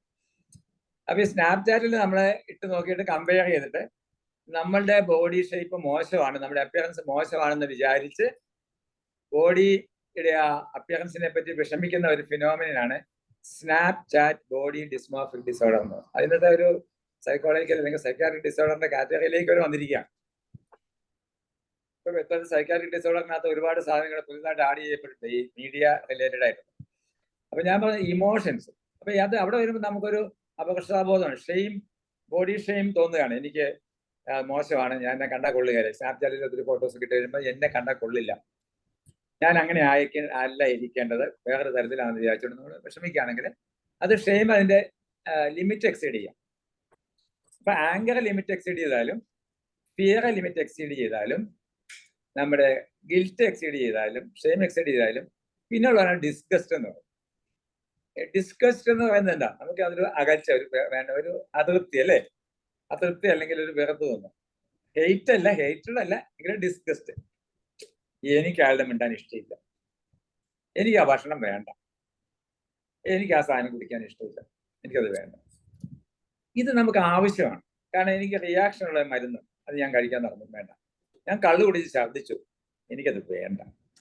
നിങ്ങളിത് പലർക്കും ഈ ഡിസ്ഗസ്റ്റിൽ നിന്നുണ്ടായിരിക്കുന്ന ചില കോൺസിക്വൻസ് ചിലർക്കുണ്ടാവും. ഞാൻ ഒരു കാലത്ത് ഞാൻ മത്തി കഴിക്കത്തില്ല. എന്നോട് എൻ്റെ വൈഫ് ചോദിക്കും, എന്തുകൊണ്ട് ഈ മത്തി കഴിക്കാതെ, നല്ല മീനല്ലേ മത്തി? ഞാൻ പറഞ്ഞില്ല, മത്തി എനിക്ക് വേണ്ട, എനിക്ക് മത്തി കഴിക്കാൻ പറ്റില്ല. അതിന്റെ മത്തി കഴിക്കാത്ത? മത്തി നല്ല, നിങ്ങളൊക്കെ തന്നെ പഠിപ്പിക്കുന്ന മത്തി അയലയും ഒക്കെ ഒമേഗ 3 ഫാറ്റി ആസിഡുള്ള മീനാണ്, പിന്നെ ഇത് കഴിക്കാതിരിക്കുന്നത് മറ്റുള്ളവരെ കൊണ്ട് കഴിപ്പിച്ച് നിങ്ങൾ കഴിക്കാതിരിക്കും. ഞാൻ പറഞ്ഞു എനിക്കത് കഴിക്കാൻ പറ്റില്ല, ഞാൻ കഴിച്ചാൽ എനിക്ക് ഛർദ്ദിക്കും, പിന്നെ മത്തി കഴിച്ചാൽ ഛർദ്ദിക്കും, ഭാര്യ എന്നെ കമ്പൽ ചെയ്യാം. ഞാൻ പറഞ്ഞു എനിക്ക് പറ്റത്തില്ല. ഇതിനൊരു കാരണം ഞാൻ നോക്കിയപ്പോഴത്തേക്ക് ചെറുപ്പത്തിൽ ഞാൻ ഒരിക്കലും മത്തി കഴിച്ച് ഛർദ്ദിച്ചത് കൊണ്ട് അത് എൻ്റെ മൈൻഡ് ഡിസൈഡ് ചെയ്യുന്നത്. അത് പിന്നെ ബോഡി ഇമോഷണൽ ലേണിംഗ് എന്നാണ് പറയുന്നത്. ഇമോഷണൽ ലേണിംഗ് ആണ്. ഞാൻ അതുകൊണ്ട് മത്തി എനിക്ക് പറ്റില്ല എന്ന് ഞാൻ ഈ പ്രായമാകുന്നിടം വരെ ഞാൻ വിചാരിച്ചുകൊണ്ടിരിക്കുകയാണ്. പക്ഷെ ഇപ്പം ഞാൻ അത് ഓവർകം ചെയ്തു, ഞാൻ കഴിക്കുന്നുണ്ട്. അപ്പൊ ഇതുപോലെ ഒരുപാട് കാര്യങ്ങൾ നമ്മുടെ ലേണഡായിട്ട് നമുക്ക് കിട്ടുന്നുണ്ട്. അപ്പൊ ഈ ഞാൻ പറഞ്ഞത് ഈ എല്ലാ ഇമോഷൻസും നമുക്ക് വേണം. ഡിസ്ഗസ്റ്റും വേണം. ഇപ്പൊ കള്ള് കുടിച്ചിട്ട് വോമിറ്റ് ചെയ്ത ആളെ പിന്നെ കള്ള് കാണുമ്പോഴത്തേക്ക് അയാൾ അതിനോട് അകൽച്ചയാണ്. ഏതെങ്കിലും ഒരു അബദ്ധത്തിൽ ചിന്തി ആടിയിട്ട് ആ അബദ്ധം പിന്നെ ആ സാഹചര്യം പോലും കാണുമ്പോഴത്തേക്ക് നമുക്ക് അതിനെ അകലത്ത് കിടത്തുകയാണ്, ഡിസ്കസ്. ഇപ്പൊ ഇത് നമുക്ക് വേണം. പക്ഷെ നമ്മള് ഒരു പ്രസംഗിക്കാൻ പോയി കഴിഞ്ഞാൽ ഒരു പ്രസംഗം ഇച്ചിരി മോശമായി പോയത് കൊണ്ട് ഡിസ്കസ് കൊണ്ട് നമ്മുടെ പ്രസംഗത്തിലേക്ക് പോകാതിരിക്കുന്നത് അത് ഫോബിയ പോലത്തെ ആയിപ്പോകും. അപ്പൊ അത് ശരിയല്ല, അത് ആരോഗ്യമല്ല. ഇതെല്ലാം ഞാൻ പറയുന്നതിന്റെ അടിസ്ഥാനം എന്താണെന്ന് വെച്ചാൽ, you should understand your emotions. You should understand that emotions are natural. But beyond a certain limit, they can become pathology. നമുക്ക് എല്ലാ ഇമോഷൻസ് ഉണ്ട്. എനിക്കുണ്ട്. എനിക്ക് ദേഷ്യമുണ്ട്, ഭയമുണ്ട്, സങ്കടമുണ്ട്, അല്ലേ, പിന്നെ ഡിസ്ഗസ്റ്റ് ഉണ്ട്, എല്ലാം ഉണ്ട്. പക്ഷെ ഇതെല്ലാം മോഡറേറ്റ് ലെവൽസിൽ it is very necessary for your existence. അപ്പൊ എക്സിസ്റ്റൻസിന് ആവശ്യമുള്ള ഇമോഷൻസിനെ നമ്മൾ തിരിച്ചറിയും. അപ്പോൾ തിരിച്ചറിയാൻ സാധിക്കുകയാണെങ്കിൽ നമുക്ക് ജീവിതത്തിൽ മുമ്പോട്ട് കൊണ്ടുപോകാൻ സാധിക്കും. ഈ ഇമോഷനായിട്ട് റിലേറ്റഡ് ആയിട്ടുള്ള ഒരു പ്രധാനപ്പെട്ട ഒരു കാര്യമാണ് emotional learning and body memories. Emotional learning and body memories. ഈ ഇമോഷണൽ ലേണിംഗ് ഒക്കെ കൂടുതൽ നടക്കുന്നത് എപ്പോഴാണെന്ന് ചോദിച്ചാൽ, നമ്മൾ പറയുമല്ലോ, നമ്മുടെ ഡെവലപ്മെന്റൽ പീരീഡിൽ ആദ്യത്തെ ഒരു 6 to 7 ഇയേഴ്സിന് നമ്മൾ ഇംപ്രിന്റിങ് പീരീഡ് എന്ന് പറയും, അല്ലേ. ഇംപ്ലിമെന്റിങ് പീരീഡില് അവിടെ നമുക്ക് ലോജിക്ക് ഒട്ടുമില്ല. അപ്പൊ ആ സമയത്താണ് നമ്മൾ ഏറ്റവും കൂടുതൽ ഇമോഷണൽ ഇംപ്രിന്റിങ് നടക്കുക. അതായത് നമ്മുടെ ജീവിതാനുഭവങ്ങൾ. പലരും എനിക്കറിയാം, ഒരു 55 വയസ്സുള്ള ഒരാൾ പാറ്റായി കണ്ടപ്പോൾ ചാടി കട്ടിക്കണം. അതിന് പുള്ളിക്കാരത്തേക്ക് തന്നെ നാണം തോന്നി, ഞാനത് കണ്ടല്ലോ എന്ന് വിചാരിച്ചു. She cannot prevent it. അത് ചൈൽഡ്ഹുഡ് ഡെവലപ്പ് ചെയ്ത ഒരു ഫോബിയാണ്. അതുപോലെ ചില ആളുകളെ ചില കാര്യങ്ങൾ ചെയ്യുന്നത്, പാറ്റായെ കാണുമ്പോൾ, പല്ലിയെ കാണുമ്പോൾ, കൊതുകിനെ കാണുമ്പോൾ ഒക്കെ പേടിയുള്ള ആളുകൾ. ഇഞ്ചക്ഷൻ എടുക്കുമ്പം എനിക്കൊരിക്കലും അനുഭവം ഉണ്ടായി. ഞാനവിടുത്തെ വക്കയാണ്, ഹോസ്പിറ്റലിൽ ഞാൻ OP യിലിരിക്കുകയാണ്. ഇത്തിരി പേഷ്യൻസ് വെയിറ്റ് ചെയ്യുന്നുണ്ട്. അപ്പോൾ ഒരു വൈകിട്ട് 5 മണിയായി. 5 മണിയായപ്പോഴത്തേക്ക് നല്ല ഇടിയുണ്ട്. ഒരു ഹസ്ബൻഡും വൈഫും ഒരു മോനും കൂടെ എൻ്റെ റൂമിൽ കയറി മരുന്ന് വാങ്ങിച്ചു. അവരെൻ്റെ വരാന്തയിലേക്കാണ്. വരാന്ത എൻക്ലോസ് വരാന്തയാണ്. കയറിയപ്പോൾ ഒറ്റ ഇടി വെട്ടി. പക്ഷേ എന്നൊരു ശബ്ദം കേട്ടു. ഞാൻ നോക്കിയപ്പോൾ എന്തോ ഭയങ്കര ശബ്ദമാണ്. എൻ്റെ വരാന്തയിൽ കസേരയൊക്കെ മറിഞ്ഞു വീഴുന്നു. എൻ്റെ ശബ്ദം. അവർക്ക് ഇടിവെട്ടിയെന്ന് തീരുമാനിച്ചാൽ പുറത്തിറങ്ങി നോക്കുമ്പം അമ്മ ഒരു ചാരുന്ന ബെഞ്ചുണ്ട്, അതൊക്കെ കമന്ന് കിടപ്പുണ്ട്. മകൻ നിലത്ത് കമന്ന് കിടപ്പുണ്ട്. അപ്പനവിടെ നോക്കി ചിരിച്ചോണ്ട് നിൽപ്പുണ്ട്. അതിന് മനസ്സിലായി ഇത് ഞങ്ങളുടെ വീട്ടിലെ ഇടിവെട്ടുമ്പോൾ ഇങ്ങനെയാകുന്നു. അമ്മ കാണിച്ചു കൊടുത്ത അമ്മയിൽ നിന്ന് വന്ന അതേ ഇമോഷണൽ എക്സ്പ്രഷൻ കൊച്ചു കാണിക്കാം.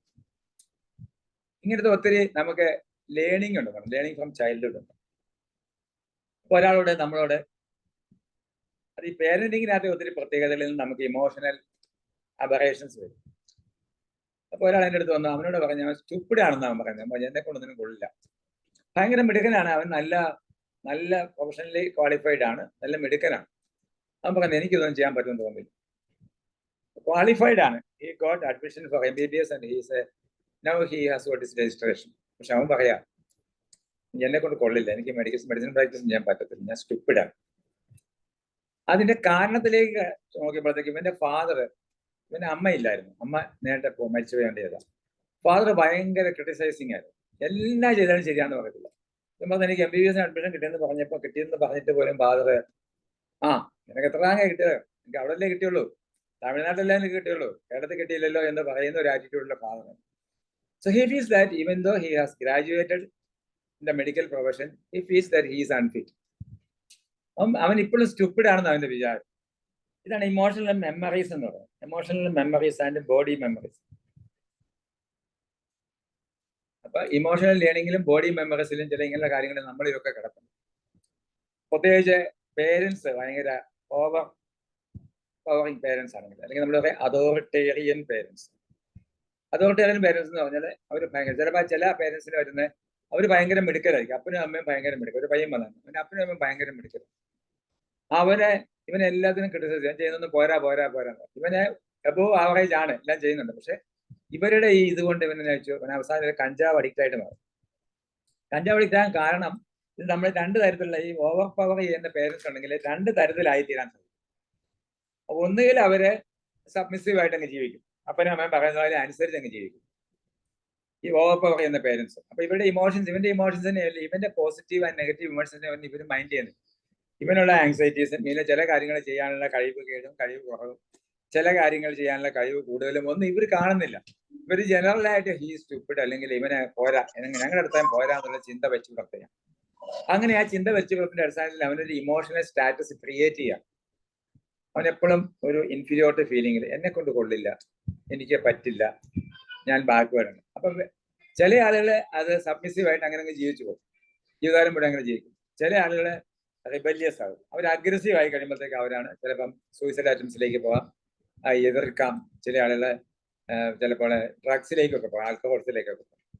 അപ്പൊ ഇങ്ങനെയൊക്കെയുള്ള കാര്യങ്ങളെല്ലാം ഇമോഷണൽ അബറേഷൻസ് ആണ്. നമുക്ക് എന്തെങ്കിലും ഒരു പോരായിരിക്കും, നമ്മുടെ പേരൻസ് നമുക്ക് ഓവർ പവറിങ് ആയിരുന്നു, സ്ട്രിക്റ്റ് ആയിരുന്നു, ക്രിട്ടിസൈസിങ് ആയിരുന്നെങ്കിൽ നമ്മളത് മനസ്സിലാക്കണം. You have to be compassionate towards yourself. ആരും നിങ്ങൾ കമ്പാഷനേറ്റ് ആവില്ല നിങ്ങളോട്. നിങ്ങളോട് കമ്പാഷനേറ്റ് ആയിരിക്കണം. എനിക്ക് എന്തുകൊണ്ട് ഇത് സംഭവിച്ചു, എനിക്കത് സംഭവിച്ചു, ഞാൻ ഇങ്ങനെ ചിന്തിക്കുകയാണ്, അതിന്റെ കാരണം ഉണ്ടാവാം, എങ്കിൽ ഞാൻ ഇങ്ങനെ ജീവിച്ചാൽ പോരാ, ഐ ക്യാൻ ചേഞ്ച് എവരിതിങ്. ഇതാണ് കമ്പാഷൻ ഫോക്കസ്ഡ് തെറാപ്പിയിൽ പറയും. അപ്പൊ ഇങ്ങനെ നമ്മളിലേക്ക് കടന്നു ചെല്ലുമ്പോൾ നമ്മളിൽ വന്നിരിക്കുന്ന പ്രത്യേകതകൾ, ഇമോഷണൽ പ്രത്യേകതകൾ എല്ലാം തന്നെ നമുക്ക് അതിന്റെ ഒരു ബാക്ക്ഗ്രൗണ്ടിലേക്ക് നോക്കുമ്പോൾ അതിനൊരു റീസൺ ഉണ്ടാവും. ഒരാൾ ഭക്ഷണം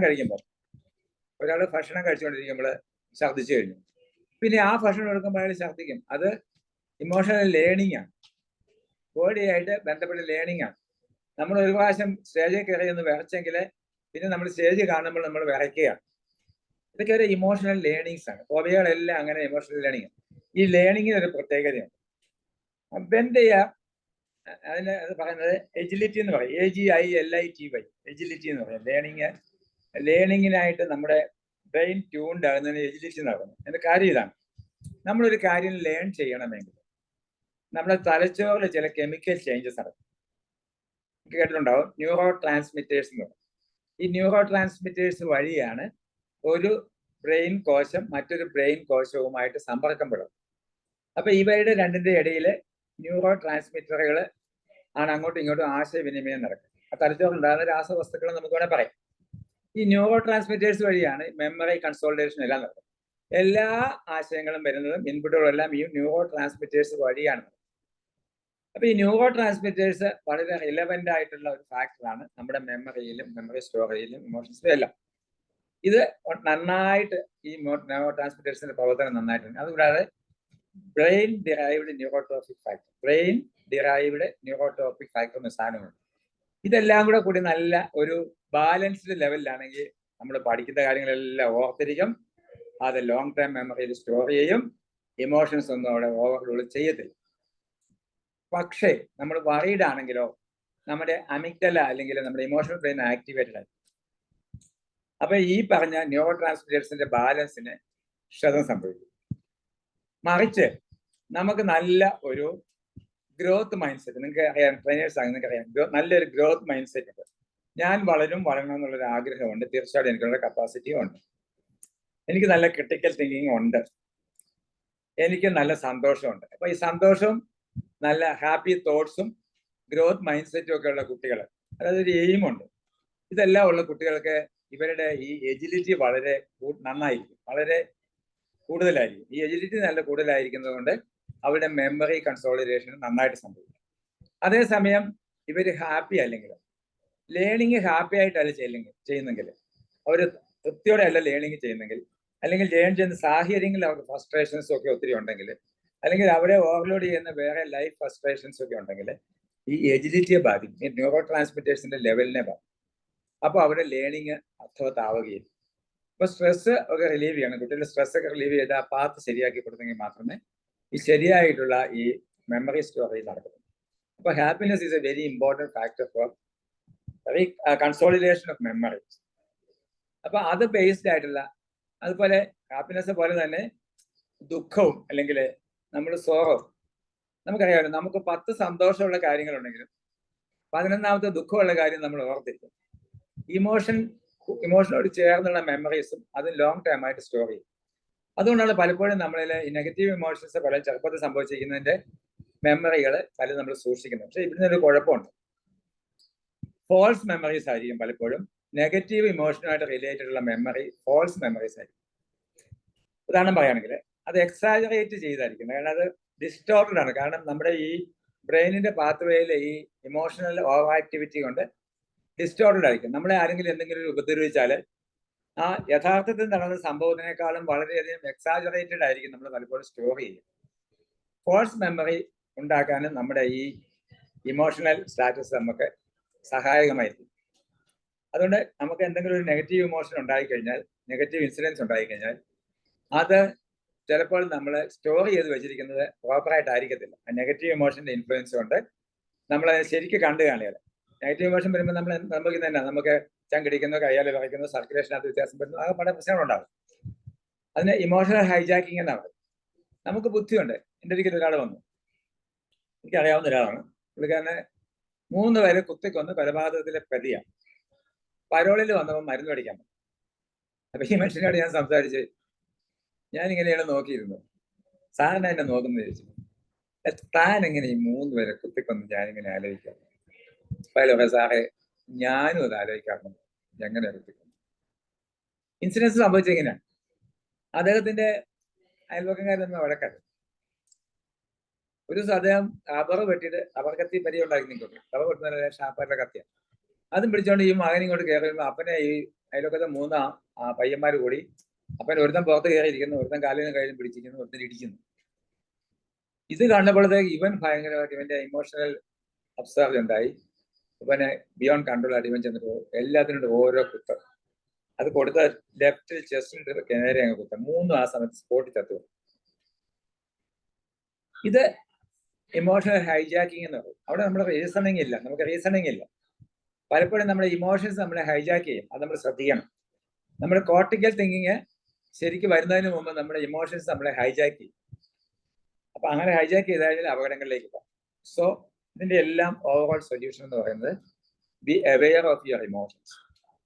ബി അവെയർ ഓഫ് ഇമോഷൻസ്. ഞാൻ ദേഷ്യപ്പെടാൻ തുടങ്ങുമ്പോൾ ഞാൻ ആരും ദേഷ്യപ്പെടാൻ തുടങ്ങിയല്ലേ, ഒരു വാക്ക് ഓൾറെഡി പറഞ്ഞു കഴിഞ്ഞു. What is happening to me, what is going on inside my mind. Be compassionate to yourself, then be compassionate to the other person. അയാൾ എന്താ അങ്ങനെ പറയാൻ കാര്യം. അപ്പൊ അയാളെ പറ്റിയും നമ്മളെ പറ്റിയും ചിന്തിച്ച് കമ്പാഷനേറ്റ് ആയി കഴിയുമ്പോഴത്തേക്ക് വി ക്യാൻ കം ഡൗൺ. എനിക്കറിയാം, മൈൻഡ്ഫുൾനെസ് മെഡിറ്റേഷൻ ഒക്കെ പഠിച്ച ഒരാൾക്ക് അറിയാം, ഈ മൈൻഡ്ഫുൾ ആയിട്ടിരിക്കുകയാണെങ്കിൽ നമ്മളെ we will decrease our emotional excitation അല്ലെങ്കിൽ ഇമോഷണൽ ഡ്രൈവ് ഒക്കെ നമുക്ക് കുറയ്ക്കാനായിട്ട് സാധിക്കും. അപ്പൊ ഇമോഷൻസിനെ പറ്റി പറയാൻ 3 തരത്തിലുള്ള ഇമോഷൻസ് ഉണ്ട്. ഞാൻ ആദ്യം മെൻഷൻ ചെയ്തായിരുന്നു. നമ്മുടെ threat focused emotions, threat focused emotions. Threat എന്ന് പറഞ്ഞാൽ ഭീഷണിക്ക് എതിരായിട്ടുള്ള സ്ട്രെസ്, അതിനെ കേന്ദ്രീകരിച്ചുള്ളത്. നമുക്കുണ്ടാകുന്ന ത്രെട്ടിനെ നമ്മൾ അഭിമുഖീകരിക്കാനായിട്ട് അല്ലെങ്കിൽ പ്രൊട്ടക്ഷൻ സേഫ്റ്റിയും അഷ്യൂർ ചെയ്യുന്നതിന് വേണ്ടി നമ്മൾ ചില കാര്യങ്ങൾ ചെയ്യുകയും ചെയ്യാതിരിക്കുകയും ചെയ്യും. ഇതാണ് ത്രെട്ട് ഫോക്കസ് എന്ന് പറയുന്നത്.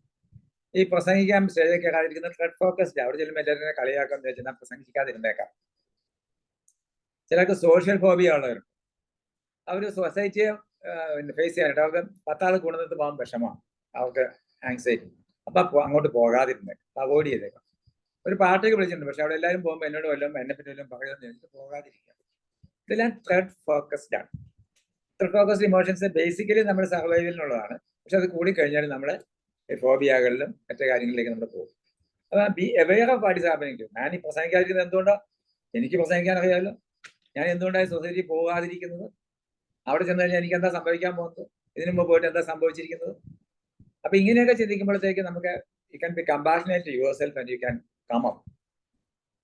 ഒരാൾ ദേഷ്യപ്പെട്ട് സംസാരിച്ചാൽ അയാളെ പറ്റി മനസ്സിലാക്കാം. അപ്പൊ ഈ ത്രെട്ട് വരുന്ന ത്രെട്ട് ഫോക്കസ്ഡ് ഇമോഷൻസ് നമുക്കുണ്ട്. അത് ആങ്കറും ഫിയറും എല്ലാം ത്രെട്ട് ഫോക്കസ്ഡ് അല്ലേ. ഗിൽറ്റും ഷെയിമും എല്ലാം വേണം ത്രെട്ട് ഫോക്കസ്ഡ് ഡിഫെൻസീവ് ആയിട്ട് വരാൻ പറ്റും. പിന്നെ ഇൻസെന്റീവ് ഫോക്കസ്ഡ് ഇമോഷൻസ്.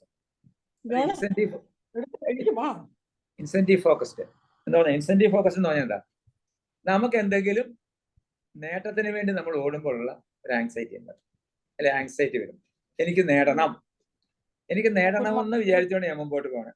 അത് വാണ്ടിങ് ആണ്. പക്ഷെ ആ ഇൻസെന്റീവ്, നമ്മൾ ആഗ്രഹിക്കുന്ന ഇൻസെന്റീവ് കിട്ടിയില്ലെങ്കിലോ നമുക്ക് നെഗറ്റീവ് ഇമോഷൻസ് വരാം. അപ്പൊ അത് ഇൻസെന്റീവ് ആഗ്രഹിക്കുന്നതിൽ നിന്ന് വരുന്ന നെഗറ്റീവ് ഇമോഷൻസ് ആണ്. അപ്പൊ ഇൻസെന്റീവ് ഫോക്കസ്ഡ് ആയിട്ടുള്ള ഇമോഷൻസ് നമുക്കുണ്ടെങ്കിൽ നമ്മൾ ആ ഇൻസെന്റീവ് ആഗ്രഹിച്ചു, പരീക്ഷയ്ക്ക് ജയിക്കണമെന്ന് വിചാരിച്ച് ജയിച്ചില്ല, നമുക്ക് സന്തോഷം കിട്ടണമെന്ന് വിചാരിച്ചു, പക്ഷെ കിട്ടിയില്ല. അപ്പൊ കിട്ടാതെ വരുമ്പോൾ നമ്മൾ ഫ്രസ്ട്രേറ്റഡ് ആകും. അപ്പൊ നമ്മൾ ഇൻസെന്റീവ് ഫോക്കസ്ഡ് ആയിട്ടുള്ള ഇമോഷൻസ് നമുക്ക് വേണം. അത് നമുക്ക് പിന്നെ അച്ചീവിങ്ങിനും കൺസ്യൂമിങ്ങിനും എല്ലാം ആവശ്യമാണ്.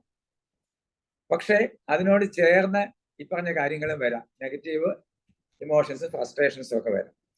നമുക്ക് നേടണമെന്നുള്ളൊരു ആഗ്രഹം നമ്മളിൽ വേണം. അതൊരു ഡ്രൈവാണ്, ഡ്രൈവ് എക്സൈറ്റ്മെന്റ് സ്റ്റൈലാണ്. ഈ ഡ്രൈവ് എക്സൈറ്റ്മെന്റ് എന്ന് പറഞ്ഞ ഇതാണ്. നമ്മൾ പിന്നെ അഡിക്ഷൻ, ഫോൺ അഡിക്ഷൻ ഒക്കെ നമ്മൾ സാധാരണ കോമൺ ആയിട്ട് പറയുന്ന ഒരു കാര്യം അല്ലേ. എന്തുകൊണ്ട് ഫോൺ അഡിക്ഷനിലെ ഒരു അഡിക്റ്റായി പോകുന്നൊരു കാര്യമില്ല. കള്ളുകുടി എന്തിനാ കള്ളുകുടിക്കും?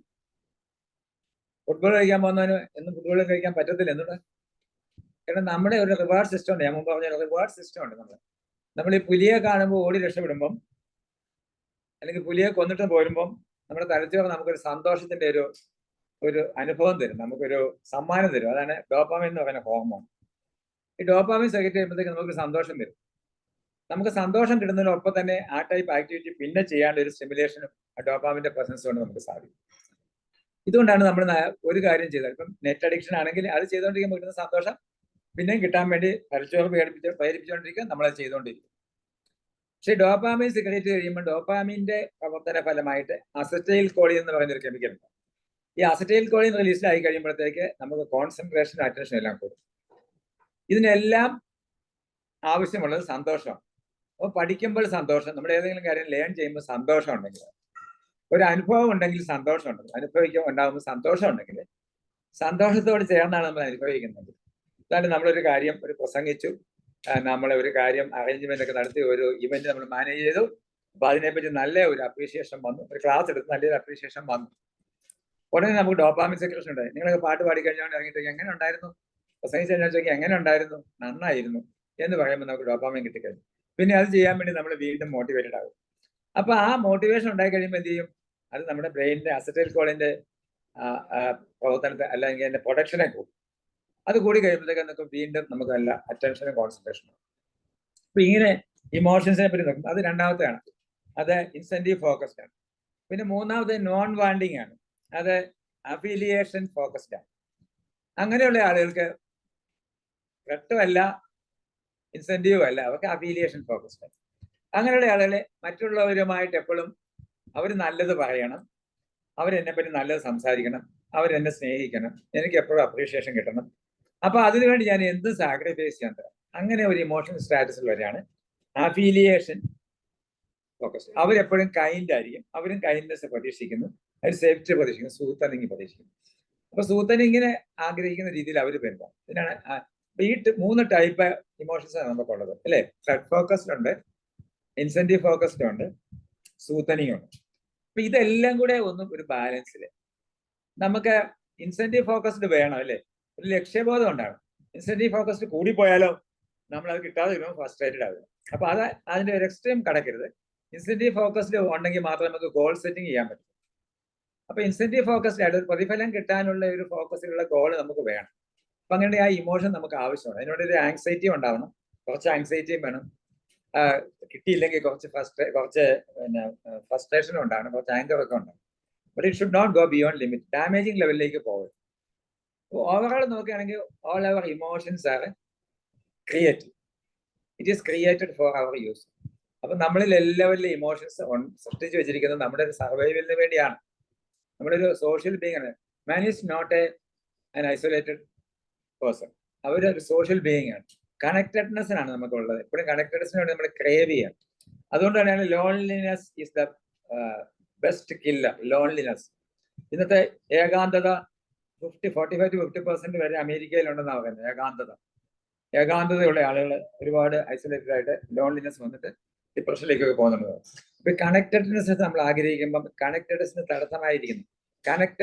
തടസ്സമായിരിക്കുന്ന നമ്മുടെ ഇമോഷൻസ് നമ്മൾ കൺട്രോൾ ചെയ്യാൻ പഠിക്കണം. So that is called compassionate approach. Compassionate approach സമയം തീരാതിരിക്കണം, അവസാനിപ്പിച്ചേക്കാം. സൊല്യൂഷൻ ഞാൻ പറയാം. കമ്പാഷൻ ഫോക്കസ്ഡ് തെറാപ്പിയിൽ പറയുക, ഇപ്പൊ ഞാൻ ദേഷ്യപ്പെടുമ്പോൾ what is happening to me. ഇവിടെ എന്താ സംഭവിക്കുന്നത്? ദേഷ്യം വരുമ്പോൾ എന്താ സംഭവിക്കുന്നത്? എന്റെ ചങ്കിടിക്കുന്ന, കയ്യാൽ വിറയ്ക്കുന്നു, പെരുക്കുന്നു, തലയ്ക്ക് ഭാരം വരുന്നു. ഞാൻ നേരെ സംസാരിക്കുന്ന ആളുടെ എന്റെ നാക്കള് ഓഡിയോ ഒന്നും മ്യൂട്ടാക്കിയാൽ കൊള്ളാം, ഡിസ്റ്റർബൻസ് ഉണ്ട്, ഒരു ഓഡിയോയുടെ ഡിസ്റ്റർബൻസ്. നമ്മളെ ആകെപ്പാടെ മോശമായ രീതിയിൽ നമ്മൾ സംസാരിക്കുന്നു. അപ്പൊ മോശമായ രീതിയിൽ സംസാരിക്കുന്ന പെരുമാറുമ്പോൾ നമ്മൾ ബാധിച്ചാണ് what is happening to me. അയാൾ പറഞ്ഞ എന്താണ്? ഇതാണ് സെൽഫ് കമ്പാഷനും അയാളുടെ. അയാൾക്ക് എന്തെങ്കിലും ഇമോഷണൽ ഡിസ്റ്റർബൻസ് ഉണ്ടായി കാണാം, അതുകൊണ്ടായിരിക്കും അയാൾ പറയുന്നത്.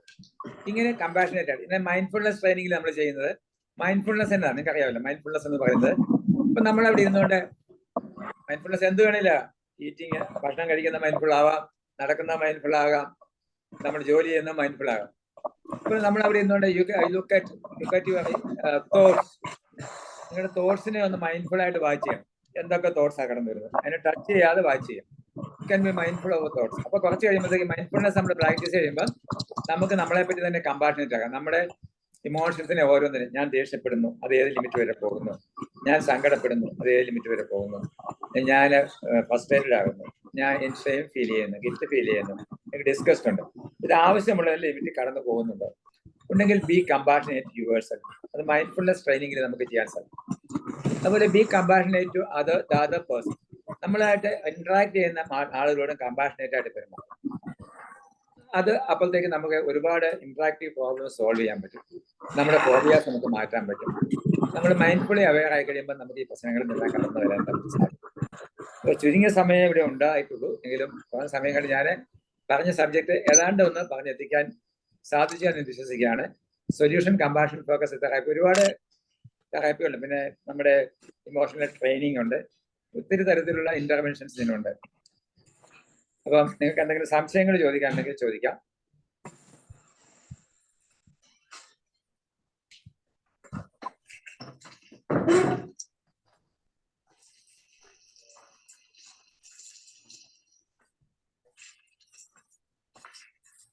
സമയം കഴിഞ്ഞോ? അത് കണ്ടിന്യൂ ചെയ്യണോ? സാറേ കണ്ടിന്യൂ ചെയ്യാം. ഒരു 8 മണി വരെയല്ലേ? അതെ, 8 8 മണി വരെ ആകാം. ഓക്കെ. സാറിനോട് അങ്ങോട്ട് പോവാം. സാറേ അതെ, കണ്ടിന്യൂ ചെയ്യാം സാറേ. അപ്പൊ ആരെങ്കിലും സംശയങ്ങൾ ചോദിക്കാണെങ്കിൽ ചോദിക്കാം. നമുക്ക് സംശയങ്ങൾ ചോദിച്ചു നീങ്ങാം. സാറേ നമസ്കാരം, ഞാൻ ആശയാണ്, തിരുവല്ലയിന്ന്. എനിക്കൊരു ഡൗട്ട് ചോദിച്ചാൽ, ഈ ഇമോഷൻസ് നമ്മളെ വൈകാരികമായ ബുദ്ധിയാണ് നമ്മളെ പലതരത്തിലുള്ള നമ്മളെ വ്യക്തിപരമായിട്ട് നമ്മളെ ഒത്തിരി കാര്യങ്ങളിൽ വിഷമിപ്പിക്കുന്നത്. അപ്പൊ ഈ മാനസിക രോഗവും മെന്റൽ ആയിട്ടുള്ള ഒരു പേഷ്യന്റ് എന്ന് പറയുന്ന ഒരാൾക്ക് ഇമോഷണൽ ചേഞ്ച് വെച്ചാണോ അതിൽ ഉണ്ടാകുന്നത്? അല്ല, മാനസിക രോഗം ഉണ്ടാകുന്നതെല്ലാം രണ്ട് കാര്യങ്ങളിൽ. എല്ലാ രോഗവും ഉണ്ടാകുന്നത് നേച്ചർ ആൻഡ് നർച്ചർ എന്ന് പറയും അല്ലെ. രണ്ട് കാര്യങ്ങളുണ്ട് എല്ലാ രോഗങ്ങൾക്കും. അതിനകത്ത് ഒരാൾക്ക് പിന്നെ മാനസിക രോഗം ഉണ്ടാകുന്നത്, ഒന്ന് ജനറ്റിക് സാധ്യതകളുണ്ട്, ജനിതകമായിട്ടുള്ള സാധ്യതകളുണ്ട്. ഇപ്പൊ ചില മാനസിക രോഗങ്ങൾ ചില വീടുകളിൽ ഉണ്ടായിരിക്കും. ചിലപ്പോൾ ഡിപ്രഷൻ ഉള്ളവരുണ്ട്, ആങ്സൈറ്റി ഡിസോർഡേഴ്സ് ഉള്ളവരുണ്ട്, സ്കിസോഫ്രീനിയ പോലുള്ള രോഗങ്ങളുണ്ട്. അത് ജനിതകമായിട്ട് ഉള്ള ആളുകളുണ്ട്. അല്ലാത്തത് കെമിക്കലി മീഡിയേറ്റഡ് ആണ്. കുറച്ച് കെമിക്കലി മീഡിയേറ്റഡ് ആണ്, രാസവസ്തുക്കളുടെ പരമായിട്ട്. നമ്മള് ഡിപ്രഷൻ ആന്റി ഡിപ്രഷൻ നമ്മൾ കൊടുക്കുന്നതെന്ന് വെച്ചാൽ കെമിക്കൽ മീഡിയ. ഇപ്പൊ നിങ്ങൾക്കറിയാം സീറോട്ടോണിൻ റീ അപ്ടേക്ക് ഇൻഹിബിറ്റേഴ്സ് എന്നൊക്കെ പറഞ്ഞ മരുന്നുകൾ കൊടുക്കും. അപ്പൊ സീറോട്ടോണിന്റെ ആ കെമിക്കൽ മീഡിയന്റെ ന്യൂറോ ട്രാൻസ്മിറ്റർ മെക്കാനിസം തകരാറുണ്ട്. അത് ഫിസിയോളജിക്കലായിട്ട് വരുന്ന ചില ഡിസീസിന്റെ ഭാഗമായിട്ടും അത് വരാം. അപ്പം ജനറ്റിക്കായിട്ട് വരാം. പിന്നെ നമ്മൾ വരുന്നത് സാഹചര്യങ്ങൾ. ഈ നർച്ചർ എന്ന് പറയുന്നത് സാഹചര്യങ്ങളാണ്. ഇപ്പൊ ഒരാൾക്ക് ജനറ്റിക്കായിട്ടും ഒരു രോഗത്തിന്റെ സാധ്യത ഉണ്ടെങ്കിലും, ഉദാഹരണം പറയുകയാണെങ്കിൽ നീന്തലിന്റെ ജനറ്റിക്കായിട്ട് നല്ല നീന്തലിന്റെ വാസനയുണ്ട്. പക്ഷെ നമ്മൾ മൂന്നാറ്റിൽ പോയി താമസിച്ചാൽ നീന്തണമെന്നില്ല. നമ്മൾ കുട്ടനാട്ടിൽ പോയി താമസിക്കുകയാണെങ്കിൽ നമ്മളൊരു നല്ല നീന്തൽക്കാരനാണ്, അല്ലെങ്കിൽ നല്ല സ്വിമ്മിംഗ് പൂൾ ഒരു സ്ഥലത്ത് പോയി താമസിക്കുകയാണെങ്കിൽ നല്ല നീന്തൽക്കാരനായി വരും. അപ്പൊ നേച്ചറിനൊപ്പം തന്നെ നർച്ചറും വേണം. അപ്പൊ സൈക്കാട്രിക് ഇൽനെസ്സുകൾക്ക് ഉള്ള പാരമ്പര്യം ഉണ്ടെങ്കിൽ പോലും പാരമ്പര്യം മാനിഫെസ്റ്റ് ചെയ്യണമെങ്കിൽ അതിന് ഈ സാഹചര്യങ്ങളും കൂടെ അതിന് അനുകൂലമായി വരും.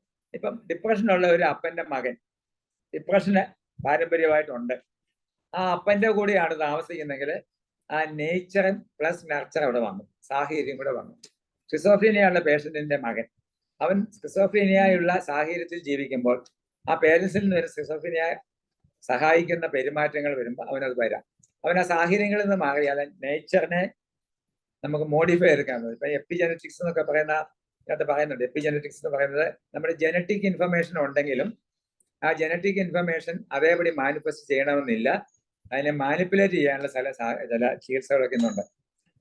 അപ്പം എന്തുകൊണ്ട് ഇങ്ങനെ പെരുമാറുന്നു ചോദിച്ചാൽ, മാനസിക രോഗം പാരമ്പര്യമായിട്ടുണ്ടെങ്കിൽ മാനസിക രോഗം വരാം, പക്ഷെ വരണമെന്ന് നിർബന്ധമില്ല. നമ്മുടെ ഇമോഷണൽ ഡിസ്റ്റർബൻസ് മാനസിക രോഗത്തിന്റെ ഫലമായിട്ടും ഉണ്ടാവാം, അല്ലാതെ നമ്മുടെ ടെമ്പറമെന്റിന്റെ കൺട്രോൾ ഇല്ലാതെയൊന്നും വരാം. നാച്ചുറൽ ആയിട്ടുള്ള ഇമോഷൻസ് ബിയോണ്ട് കൺട്രോൾ ആയിട്ട് വരുന്ന മാനസിക രോഗം കൊണ്ടാന്ന് പറയാൻ പറ്റില്ല. ഉദാഹരണത്തിന് ടെമ്പർമെന്റ്. ചിലര് ഞാൻ പറയാം, ഒരുത്തന്റെ തലയിൽ കയറി ഇരുന്ന് ഇറങ്ങിയാലും അവനൊന്നും പറയത്തില്ല നമ്മൾ. ചിലര് പറയും അവനെ ഒന്ന് അടുത്തൂടെ പോയി കഴിഞ്ഞാൽ ചാടിക്കടിക്കുന്നു. ചിലര് പറയും ചൂടാകുമെന്നുള്ള തണുപ്പെന്ന് പറയും. ഇത് 3 ടെമ്പറമെന്റ്സ് ആണ്. അത് അങ്ങനെ കണ്ടമാനം ദേഷ്യപ്പെടുന്ന ആളെ മാനസിക രോഗിയാന്ന് നമുക്ക് പറയാൻ പറ്റത്തില്ല. ഇമോഷണൽ കൺട്രോൾ ഇല്ല. ഇമോഷണൽ കൺട്രോൾ ഇല്ലാതെ പോവുകയാണ്. നമ്മൾ ചിലപ്പം ടെമ്പർ ട്രാൻഡർ ഉണ്ടാകുകയാണ്. അത് പ്രോപ്പർ ഇമോഷണൽ ട്രെയിനിങ് ഇല്ലാത്തതാണ്. ഒന്ന് ട്രെയിനിങ് ഇല്ലാത്തതുകൊണ്ട്, 2 നമ്മളെല്ലാം പഠിക്കുന്നത് എങ്ങനെയാണ്? Classical conditioning, operand conditioning and modelling. ദേഷ്യപ്പെട്ട് കാര്യം നടത്തിക്കുന്ന ഒരു അപ്പന്റെ മകൻ, അല്ലെങ്കിൽ ദേഷ്യപ്പെട്ടാൽ കാര്യങ്ങൾ നടക്കുന്ന ഒരു വീട്ടിൽ ജീവിച്ച ഒരാൾ ദേഷ്യപ്പെടും. കാരണം അത് ഓപ്പറാൻഡ് കണ്ടീഷനിങ് ആണ്. ഇപ്പൊ ഉദാഹരണത്തിന് നിങ്ങളുടെ കുട്ടി ഒരു കാര്യം ചോദിച്ചു നിങ്ങൾ കൊടുത്തില്ല. ഉടനെ അവനെ കിടന്ന് കരഞ്ഞു, എന്നിട്ട് നിങ്ങൾ കൊടുത്തില്ല. അവനെ 2 സാധനം എടുത്ത് വലിച്ചെറിഞ്ഞു. നിങ്ങൾ ഉടനെ ആ സാധനം നിങ്ങൾ അവൻ ചോദിച്ച സാധനം മേടിച്ചു കൊടുത്തു. അപ്പൊ അവനറിയാം വലിച്ചെറിഞ്ഞു കഴിഞ്ഞാൽ ഈ സാധനം കിട്ടുള്ളൂ. അപ്പൊ അത് അവൻ ലേൺ ചെയ്തതാണ്. ഇതുപോലെ നിങ്ങളുടെ മൂല കുടുംബത്തിൽ നിന്നെങ്കിലും ലേൺ ചെയ്ത ചില ബിഹേവിയേഴ്സ് ഉണ്ട്. നിങ്ങൾ ഇന്ന ഇമോഷൻ ഇന്ന രീതിയിൽ പ്രകടിപ്പിച്ചാൽ എന്റെ കാര്യം സാധിക്കുള്ളൂ. അത് നെഗറ്റീവ് സൈഡിലായിരിക്കും, അത് അഗ്രസീവ് സൈഡിലായിരിക്കും. പക്ഷെ നിങ്ങൾ പഠിച്ചു വെച്ചിരിക്കുന്നത് this is what is useful for me, എന്റെ അച്ചീവ്മെന്റിന് വേണ്ടത് ഇതാണ്. അപ്പൊ അങ്ങനെയുള്ള ഒരുപാട് കാര്യങ്ങൾ ഇതിനകത്ത് നമ്മുടെ ബിഹേവിയറിൽ ഇൻവോൾവ് ആണ്. Proper emotional learning, classical conditioning. ദേഷ്യപ്പെടുന്നത് അപ്പൻ എന്തെങ്കിലും വേണ്ടി വന്നാൽ എന്തായാലും കണ്ടു അമ്മയുടെ ദേഷ്യപ്പെടുന്നത് ഞാൻ കണ്ടിട്ടുണ്ട്. അല്ലെങ്കിൽ എന്റെ വീട്ടിൽ ദേഷ്യപ്പെട്ട് കഴിഞ്ഞാൽ കാര്യം നടക്കും. അല്ലെങ്കിൽ പിന്നെ കണ്ടമാനം ബലം പിടിച്ചാൽ നിർബന്ധിച്ചാലേ സാധിക്കുള്ളൂ. അത് ഞാൻ നിർബന്ധിക്കുന്നു. അത് കല്യാണം കഴിച്ച് വീട്ടിൽ വന്ന ഭർത്താവിനോടും അങ്ങനെ പെരുമാറും, പിന്നെ മക്കളോടും പെരുമാറും, അമ്മായിയമ്മയോടും പെരുമാറും. കല്യാണം കഴിച്ച ഭർത്താവും ഭാര്യയോടും പെരുമാറും, എല്ലാവരും അങ്ങനെ പെരുമാറും. ഇതെല്ലാം ഫാമിലി ഓഫ് ഒറിജിനിൽ നിന്ന് നമ്മുടെ ചൈൽഡ്ഹുഡ് എക്സ്പീരിയൻസ് വളരെ സിഗ്നിഫിക്കൻ്റ് ആണ്. നർച്ചർ എന്ന് പറയുന്നത് family of origin experience, childhood എക്സ്പീരിയൻസുകളാണ്. ഈ പ്രത്യേകതകളൊക്കെ വരാനായിട്ട് പത്തോളജിക്കലായിട്ടുള്ള ഡിസീസുകൾ, ഡിപ്രഷൻ, അതൊന്നും അല്ലാതെ തന്നെ ബിഹേവിയറൽ ഡിസോർഡേഴ്സ് ഉണ്ടാകുന്നത് ഒരിക്കലും സൈക്കാട്രിക് ഇല്ല ആയിരിക്കണം നിർബന്ധമില്ല. ചില ഇമോഷൻസ് കണ്ടമാനം കൂടിയിരിക്കുന്നത് അതുമായിട്ട് കണക്ട് ചെയ്ത ഒരു നെഗറ്റീവ് ഇമോഷണൽ എക്സ്പീരിയൻസ് ഉണ്ടാകും. അതുകൊണ്ട് ഒരു ചോദ്യത്തിന് ഉത്തരവായിട്ട് മാത്രം അങ്ങനെ എന്തുകൊണ്ട് അങ്ങനെ പെരുമാറും നമുക്ക് പറയാൻ പറ്റില്ല. റീസൺസ്. ചോദ്യകർത്താവിനെ തൃപ്തിയായോ? Thank you sir, thank you so much. ഇനിയും സംശയങ്ങൾ ഉണ്ടെങ്കിൽ സെഷനിൽ ചോദിക്കാവേ. അതുപോലെ സാറിന് ഫീഡ്ബാക്കും ഇതേ സമയം നമ്മൾ നന്ദിയോടെ ചോദിക്കേണ്ടതും പറയേണ്ട സമയമാണ്. സംശയങ്ങൾ ആർക്കെങ്കിലും ഉണ്ടെങ്കിൽ ചോദിക്കും. അച്ഛൻ ചോദിച്ചോണ്ടിരിക്കുക. Okay, good evening, sir. So it was a nice talk. ഇടയ്ക്ക് നെറ്റ് പോയതുകൊണ്ട് മുഴുവൻ കേൾക്കാൻ പറ്റിയില്ല. Most of it I listened. എൻ്റെ ഒരു ചോദ്യം, ഈ ഇമോഷണൽ ഇംബാലൻസ് കൂടുതലും ജനറ്റിക് ആണോ അതോ അക്വയർഡ് ആണ്? രണ്ടും ആവാം. ഞാൻ പറഞ്ഞല്ലോ, നമ്മുടെ എല്ലാ പ്രശ്നങ്ങളും പിന്നെ നേച്ചർ ആൻഡ് നർച്ചർ. ജനറ്റിക് എന്ന് പറഞ്ഞാൽ നമ്മൾ ജനറ്റിക് ആയതുകൊണ്ട് ഇപ്പൊ ജനറ്റിക് ആയിട്ടുള്ള പ്രെഡിസ്പോസിഷൻ ഉണ്ട്. ജനറ്റിക് എന്ന് തന്നെ പറയാൻ പറ്റില്ല. ഫാമിലി ഓഫ് ഒറിജിനിലുള്ള ഒരു കാര്യങ്ങൾ ജനറ്റിക് ആണെന്ന് പറയാൻ പറ്റില്ല. പഠിക്കുന്നത് അത് ലേണിങ്ങിൽ പഠിക്കുന്നത് ജനറ്റിക് ആയിട്ടും ഉണ്ട്. പക്ഷെ ജനറ്റിക് ആയിട്ടുള്ളത് അതേപടി വരണമെന്നില്ല. ഇപ്പൊ ഞാൻ പറയാം, ഞാൻ ദേഷ്യപ്പെടുന്ന ഒരാള്, എപ്പോഴും ദേഷ്യപ്പെടുന്ന ഒരാള്, എൻ്റെ അപ്പനും അമ്മയും ദേഷ്യപ്പെടുന്ന ഒരാള്. പക്ഷെ ഞാൻ എൻ്റെ അപ്പനും അമ്മയും വിദേശത്ത് പോയപ്പോൾ എന്നെ വളർത്തിയത് വളരെ സൗമ്യതയുള്ള എൻ്റെ സർവഗേറ്റ് പേരൻസ് ആണെന്ന് വിചാരിച്ചു. സ്വാഭാവികമായിട്ടും ആ സാഹചര്യങ്ങളിൽ ഞാനത് ലേൺ ചെയ്തിട്ട് ഞാൻ ശാന്ത സ്വഭാവക്കാരനായിട്ട് മാറാൻ സാധ്യതയുണ്ട്. അതുകൊണ്ട് ജനറ്റിക് ആണെങ്കിൽ പോലും, ജനറ്റിക് ആയിട്ട് ഉണ്ടെങ്കിൽ പോലും അത് മാനിഫെസ്റ്റ് ചെയ്യണമെന്നില്ല. പിന്നെ പലപ്പോഴും പലരും ജനറ്റിക് അല്ല. ആ ദേഷ്യപ്പെടുന്ന ആൾക്കൊരു കാര്യം കാണും, അപ്പൻ ദേഷ്യപ്പെടുന്ന അപ്പനൊരു കാരണം കാണും. ആ ദേഷ്യം അതേപടി കണ്ടുപിടിച്ച് മകനിൽ വരുന്നത് ജനറ്റിക്ക് നമുക്ക് പറയാൻ പറ്റില്ല. അതൊരു ലേണഡ് ബിഹേവിയർ ഒന്നും പറയാൻ പറ്റില്ല. ജനറ്റിക്കായിട്ട് എല്ലാ കാര്യങ്ങളും ജനറ്റിക്കായിട്ടുണ്ട്. ഇപ്പം ലിവർ ഡിസീസ് വരുന്ന ആളുകൾ, ചില ലിവർ ഡിസീസുകൾ ജനറ്റിക്കായിട്ട് വരുന്ന ഡിസീസുകളുണ്ട്.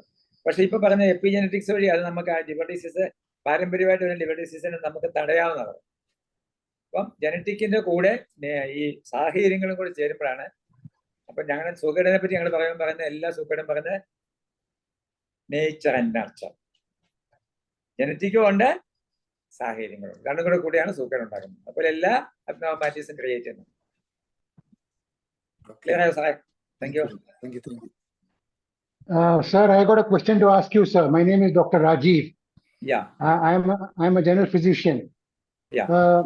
ഈ എമോഷനെ നമ്മൾ അഡ്രസ് ചെയ്യുമ്പോൾ I understand that transaction analysis of a person is really very helpful to find out in which state of mind he is, and then to address the emotion if it is acquired or if it is genetic. So to find out if he is in the adult or child. Last part കേട്ടില്ല sir. Last പറഞ്ഞു genetic എന്നാണ് വാക്ക് പറഞ്ഞത്. Genetic or acquired. Or if it is acquired, this transaction analysis will really help transaction analysis of a person to find out most of the time in what ego state he is. And if we correct the ego state, there will be a tremendous improvement in his behavior. That is, I don't know how you look at it. Yeah, I fully agree to it. I know transaction analysis. Transaction analysis, compassion focused therapy in the transaction analysis also, what you are doing is you are going through what is happening inside him, and you are identifying his ego state and from which ego state he is interacting, and identifying that ego state and predominant which ego state is predominating, and you are checking it and you are correcting it. That is what is being done in the compassion therapy also. There are so many other therapies also which aim at the same focus. ഞാൻ പറഞ്ഞു വന്നത് അത് genetic ആയിക്കൊള്ളട്ടെ, ടിഐയിൽ നമ്മളെ 3 ego States ഉണ്ട്. അപ്പൊ അതിനകത്ത് ഒരുപാട് സാധനങ്ങളൊക്കെ ഉണ്ടല്ലോ. അപ്പം ചൈൽഡ് ഡോമിനേറ്റ് ചെയ്യാം, അഡൽട്ട് ഡോമിനേറ്റ് ചെയ്യാം, ചൈൽഡ് ഇല്ലാതിരിക്കാം, അഡൽട്ട് ഇല്ലാതിരിക്കാം, പേരന്റ് ഇല്ലാതിരിക്കാം, അങ്ങനെ ഇത് പല കാര്യങ്ങൾ വരും. ഇതെല്ലാം what you are doing is analysis. Compassion focus ചെയ്യുന്നത് യു ആർ ബീയിങ് കമ്പാഷനേറ്റ് എന്ന് പറഞ്ഞാൽ you are identifying what is going inside U, from what perspective you are acting. Emotion is coming from this perspective, maybe probably because of my childhood experience. അവിടെ hurt child ഒക്കെ ഉണ്ടാവും അല്ലെ, അങ്ങനെ ഉള്ള കംപ്ലയന്റ് child, rebellious child, അല്ലെങ്കിൽ natural child, അല്ലെങ്കിൽ parent, nurturing parent, critical parent, ഇതൊക്കെ നമ്മൾ ഇതൊക്കെ എടുത്തു നോക്കുമ്പോൾ വാട്ട് ഈസ്, ഞാനിപ്പം ദേഷ്യപ്പെടുകയാണ്, ഞാനൊരു മകനോട് പെരുമാറുന്ന ഞാൻ ഏത് പേരൻസ് ചെയ്യുന്ന, ഞാൻ നർച്ചറിങ് പേരന്റ് ആണോ, ഞാൻ ക്രിട്ടിക്കൽ പേരന്റ് ആണോ, അതോ ഞാൻ ആ മകനെ തല്ലിക്കഴിഞ്ഞപ്പോൾ എന്റെ ചൈൽഡ് ആണോ, എന്റെ നാച്ചുറൽ ചൈൽഡ് ആണോ അവിടെ ആക്ട് ചെയ്തത്. ഇതെല്ലാം these are all self analysis. Transaction analysis A very good branch of psychology. I understand that. ഇങ്ങനെ ഒരുപാട് ബ്രാഞ്ചസ് ഓഫ് സൈക്കോളജി നമ്മളെ അനലൈസ് ചെയ്യാനായിട്ട്. ഇപ്പൊ സ്കീമ തെറാപ്പി എന്ന് പറയുന്നത്, സ്കീമാസ്, നമ്മള് ഇതെല്ലാം ഇത് തന്നെയാണ്. സ്കീമാസ് എന്ന് പറയുന്നത് നമ്മളെ കണക്റ്റഡ്നെസ്സിനെ പറ്റി, മറ്റുള്ളവരുടെ ബന്ധത്തെ പറ്റിയൊക്കെ ഉള്ള നമ്മുടെ മനസ്സിൽ വെച്ചിരിക്കുന്ന ധാരണകൾ. ഈ ധാരണകളിൽ നിന്നാണ് നമ്മുടെ ബിഹേവിയർ ഉണ്ടാകുന്നത്. ഈ ധാരണകൾ ഐഡന്റിഫൈ ചെയ്താൽ, ഓരോ സ്കീമ ഐഡന്റിഫൈ ചെയ്താൽ, ധാരണ മാറ്റിക്കഴിഞ്ഞാൽ you can correct behaviour. What you said is absolutely right. TI is also a very functional aspect of psychology. Thank you so much for the question. Thank you, sir. Thank you, sir. Thank you, Rajesh sir. Thank you, sir. Thank you, madam. ഇനി ആർക്കെങ്കിലും doubt ഇതുപോലെ ചോദിക്കാനുണ്ടെങ്കിൽ ഈ session സാറിനെ ഉപയോഗിക്കാം. നമസ്കാരം സാറേ, ഞാൻ ഉണ്ണിൻകുട്ടിയാ. Sir Unninkutty sir ഇവിടെ ഉണ്ടോ? Very good. ഈ നമ്മുടെ പാരമ്പര്യമായി കിട്ടുന്ന ഈ രോഗങ്ങളുണ്ടല്ലോ, അത് മാറ്റിയെടുക്കാൻ കൂടുതൽ പ്രയാസമുണ്ടോ? നമ്മൾ അക്വയർ ചെയ്ത് വരുന്ന ഇത്തരം മാനസിക പ്രശ്നങ്ങളാണോ, അതോ ഈ പാരമ്പര്യമായിട്ട് വരുന്നതാണോ കൂടുതൽ പ്രയാസം വരിക? ഇപ്പൊ ഒരു പുതിയ ബ്രാഞ്ച് ഓഫ് ജനറ്റിക്സ് വന്നിട്ടുണ്ട്. അതിന്റെ ഒരു എപ്പി ജനറ്റിക്സ് എന്നാണ് പറയുന്നത്. എപ്പി ജനറ്റിക്സ് എന്ന് പറഞ്ഞാല് നമ്മളിൽ ഇപ്പം പാരമ്പര്യമായിട്ട് വരാനുള്ള ലിവർ ഡിസീസ് വരാൻ സാധ്യതയുണ്ട്, ആൽക്കഹോളിസം വരാൻ സാധ്യതയുണ്ട്, അല്ലെങ്കിൽ മെന്റൽ ഡിസീസ് വരാൻ സാധ്യതയുണ്ടെന്ന് ചോദിച്ചു. ആ സാധ്യത ഉണ്ടാകുക എന്ന് പറഞ്ഞാൽ നമ്മളില് നമ്മുടെ മാതാപിതാക്കന്മാരിൽ നിന്ന് ക്രോമസോം വഴി അതിന്റെ ജീൻ എന്ന് പറയും, ആ ജീൻസ് നമുക്ക് കിട്ടിയിട്ടുണ്ടെന്ന് ചോദിച്ചു. അപ്പൊ എനിക്ക് എന്റെ ഫാദറിൽ നിന്ന് ഏതെങ്കിലും ഒരു ഡിസീസിന്റെ ജീൻ എനിക്ക് കിട്ടിയിട്ടുണ്ട്. പക്ഷെ ആ ജീൻ കിട്ടിയിട്ടുണ്ടെങ്കിൽ പണ്ട് പറഞ്ഞിരുന്നത് അതൊരു ഫെയ്റ്റ് ആണ്, ആ ജീൻ കിട്ടിയിട്ടുള്ളത് കൊണ്ട് എനിക്ക് ആ സൂക്കേട് വരും എന്നാണ് നമ്മൾ വിശ്വസിച്ചിരുന്നത്. ഇപ്പോഴത്തെ പുതിയ ന്യൂറോ സൈക്കോളജിയിലെ ന്യൂറോ ഫിസിയോളജിയിലെ പുതിയ പഠനങ്ങളിൽ പറയുന്നത് ആ ജീൻ അവിടെ ഉണ്ടെങ്കിലും ആ ജീൻ എക്സ്പ്രസ് ചെയ്തെങ്കിൽ മാത്രമേ നമുക്ക് അസുഖം ഉണ്ടാവുള്ളൂ. ആ എക്സ്പ്രസ് ചെയ്യാതിരിക്കാനുള്ള കാര്യങ്ങൾ ചെയ്താൽ ആ ജീനിനെ എക്സ്പ്രസ് ചെയ്ത രോഗങ്ങൾ ഉണ്ടാക്കാതിരിക്കാൻ ഇന്ന് സാധിക്കും. എപ്പിജെനറ്റിക്സിന്റെ മെഡിലേഷൻ എന്നൊക്കെ പറഞ്ഞ പരിപാടികളൊക്കെ ഉണ്ട്. അത് നമ്മുടെ മെഡിറ്റേഷൻ നടക്കുന്നതാണ്. മെഡിറ്റേഷൻ ചെയ്താല്, മൈൻഡ്ഫുൾനെസ് മെഡിറ്റേഷൻ ചെയ്താല്, അല്ലെങ്കിൽ ഹാപ്പി ആയിട്ടുള്ള കാര്യങ്ങളൊക്കെ ചെയ്താൽ ഒരുപാട് സൈക്കോ തെറാപ്പികളുണ്ട്. ഈ മെഡിറ്റേഷനിലൂടെ പോകുന്ന സൈക്കോ തെറാപ്പികള്, ഹിപ്നോതെറാപ്പികൾ, ഇതൊക്കെ ചെയ്ത് കഴിയുമ്പോഴത്തേക്ക് നമ്മുടെ ഈ ന്യൂറോ ട്രാൻസ്മിറ്ററിന്റെ ബാലൻസ് ഒക്കെ വരും, മാറ്റാൻ പറ്റും. അതുകൂടാതെ ഈ ജീൻ എക്സ്പ്രഷനെ നമുക്ക് തടയാൻ പറ്റും. ഈ ജീൻസ് ശരിക്കും അത് പ്രകടിപ്പിക്കാതിരിക്കാണ്ട് അതിനെ മാസ്ക് ചെയ്യാണ്ട് പറയും. മെഥിലേഷൻ അസിലേഷൻ ആണ് പ്രോസസ്. അസിലേഷൻ എന്ന് പറഞ്ഞാൽ പ്രകടിപ്പിക്കാനും മെഥിലേഷൻ ഇരിക്കാനുള്ള പ്രോസസ്സാണ്. അതിന് ചെയ്യുന്ന ചില മരുന്നുകളുണ്ട്, അതുകൂടാതെ ചില തെറാപ്പികളൊക്കെ ഉണ്ട്. അപ്പം ചുരുക്കത്തിൽ പറഞ്ഞാൽ പണ്ട് വിചാരിച്ചിരുന്നത് പാരമ്പര്യമായിട്ട് ജീനിൽ വന്നിരുന്ന കാര്യങ്ങൾ നമ്മുടെ ഒരു വിധി പോലെ നമ്മൾ സ്വീകരിക്കേണ്ടിയിരുന്നു എന്നുള്ള ചിന്തയായിരുന്നു എങ്കിൽ ഇന്ന് എപ്പിജെനറ്റിക്സ് എന്ന് പറയുന്ന ശാസ്ത്രശാഖ വളർന്നു കഴിഞ്ഞപ്പോൾ പറയുന്നത് ജീനിനകത്തുണ്ടെങ്കിലും അത് എക്സ്പ്രസ് ചെയ്യണമെന്ന് നിർബന്ധമില്ല. ആ എക്സ്പ്രസ് ചെയ്യാതെ ഇരിക്കാനുള്ള കാര്യങ്ങൾ നമുക്ക് ചെയ്യാൻ പറ്റും. സാഹചര്യങ്ങൾ, നേച്ചർ നമ്മളതിനെ മോഡിഫൈ ചെയ്ത് കൊടുത്താൽ എപ്പിജെനറ്റിക് മോഡിഫിക്കേഷൻ കൊണ്ട് അത് നമ്മളിൽ അടുത്ത തലമുറയിൽ കൊടുക്കാതിരിക്കാൻ നമുക്ക് സാധിക്കും. ക്ലിയർ ആയ ചോദ്യത്തിന്റെ ഉത്തരം? Thank you sir. Thank you sir. Recent advancement ആയിട്ട് അത് ഫുള്ളി അങ്ങോട്ട് എഫക്റ്റീവ് ആയിട്ട് വന്നിട്ടില്ലെങ്കിലും ഇറ്റ് ഇസ് ബീങ് പ്രാക്ടീസ്. പുതിയൊരു അഡ്വാൻസ്മെന്റ് ആണ് neuropsychology. Thank you very much for the question. ഒന്നുകൂടി very much thank you very much. ഇനി ആരെങ്കിലും ചോദ്യം ഉണ്ടെങ്കിൽ ചോദിക്കാം. നിങ്ങൾ ചോദ്യം ചോദിക്കാൻ എനിക്ക് ഇഷ്ടമാട്ടോ. സർ, ചിന്തകളും തോന്നലുകളാണോ സർ ഇമോഷൻസ് എന്ന് പറയാറ്? ഇമോഷൻസ് എന്ന് പറയുന്നത് ചിന്തകളും തോന്നലുകളും അല്ല. ദാറ്റ് ഈസ് ഒരു ഫീലിംഗ് ആണ്. തോന്നൽ എന്ന് വേണേൽ പറയാം. That is an extreme feeling in a situation. That is a feeling in a situation. അത് സിറ്റുവേഷനുമായിട്ട് കണക്റ്റഡ് ആണ്. അത് മാനസികാവസ്ഥ. ഫീലിംഗ് അത് വേണേൽ feeling in a situation, reaction to a situation എന്ന് വേണേലും ഫീലിങ്ങിനെ പറയാം. ചിന്തകളുടെ ഇമോഷൻസ് ഉണ്ടാക്കാം. അതിന്റെ പ്രോസസ്സ് എങ്ങനെയാന്ന് ചോദിച്ചാല്, ഇപ്പൊ നമ്മള് ഇപ്പം ഒരു കാര്യം, ഇപ്പൊ സാർ എന്നെ ചീത്ത വിളിച്ചു. സാറിനെ ചീത്ത വിളിച്ചു കഴിഞ്ഞാല് എനിക്ക് വിചാരിക്കാം ഇയാൾ എന്നെ ചീത്ത വിളിക്കാൻ, ഇയാളെന്നെ ആരാ എന്നെ ചീത്ത വിളിക്കും? എന്നെ പോലുള്ള ഒരാളെ ഇയാൾ ചീത്ത വിളിക്കുന്നത്, ഇയാൾ ഒരു ഫൂളാണ്, ഒരു ഇഡിയറ്റാണ് എന്ന് പറഞ്ഞ് ഞാൻ സാറിനോട് രണ്ട് ചീത്ത അങ്ങോട്ട് പറയാം. രണ്ടാമത് പറയാം ഇയാൾ എന്നെ ചീത്ത വിളിച്ചത്, എന്നെ കൊണ്ട് കൊള്ളുകയല്ലുണ്ട്, താൻ എന്നെ ഡോക്ടറാന്നാ ചോദിച്ചത്, താൻ പറയാൻ പണി നോക്കരുത് എന്നോട് ചോദിച്ചു. അപ്പൊ എന്നെ കൊണ്ട് കൊള്ളുകയല്ലാഞ്ഞിട്ടാണ്. ഞാൻ ഭാര്യയോട് എന്ന് പറഞ്ഞു, എന്നോട് ആ മനുഷ്യൻ വളരെ റെപ്യൂട്ടഡ് ആയിട്ടൊരു മനുഷ്യനാണ് പറഞ്ഞത്, പിന്നെ എന്നെ കൊണ്ട് കൊള്ളുകയല്ലെന്ന് ചീത്ത വിളിച്ചു. അതുകൊണ്ട്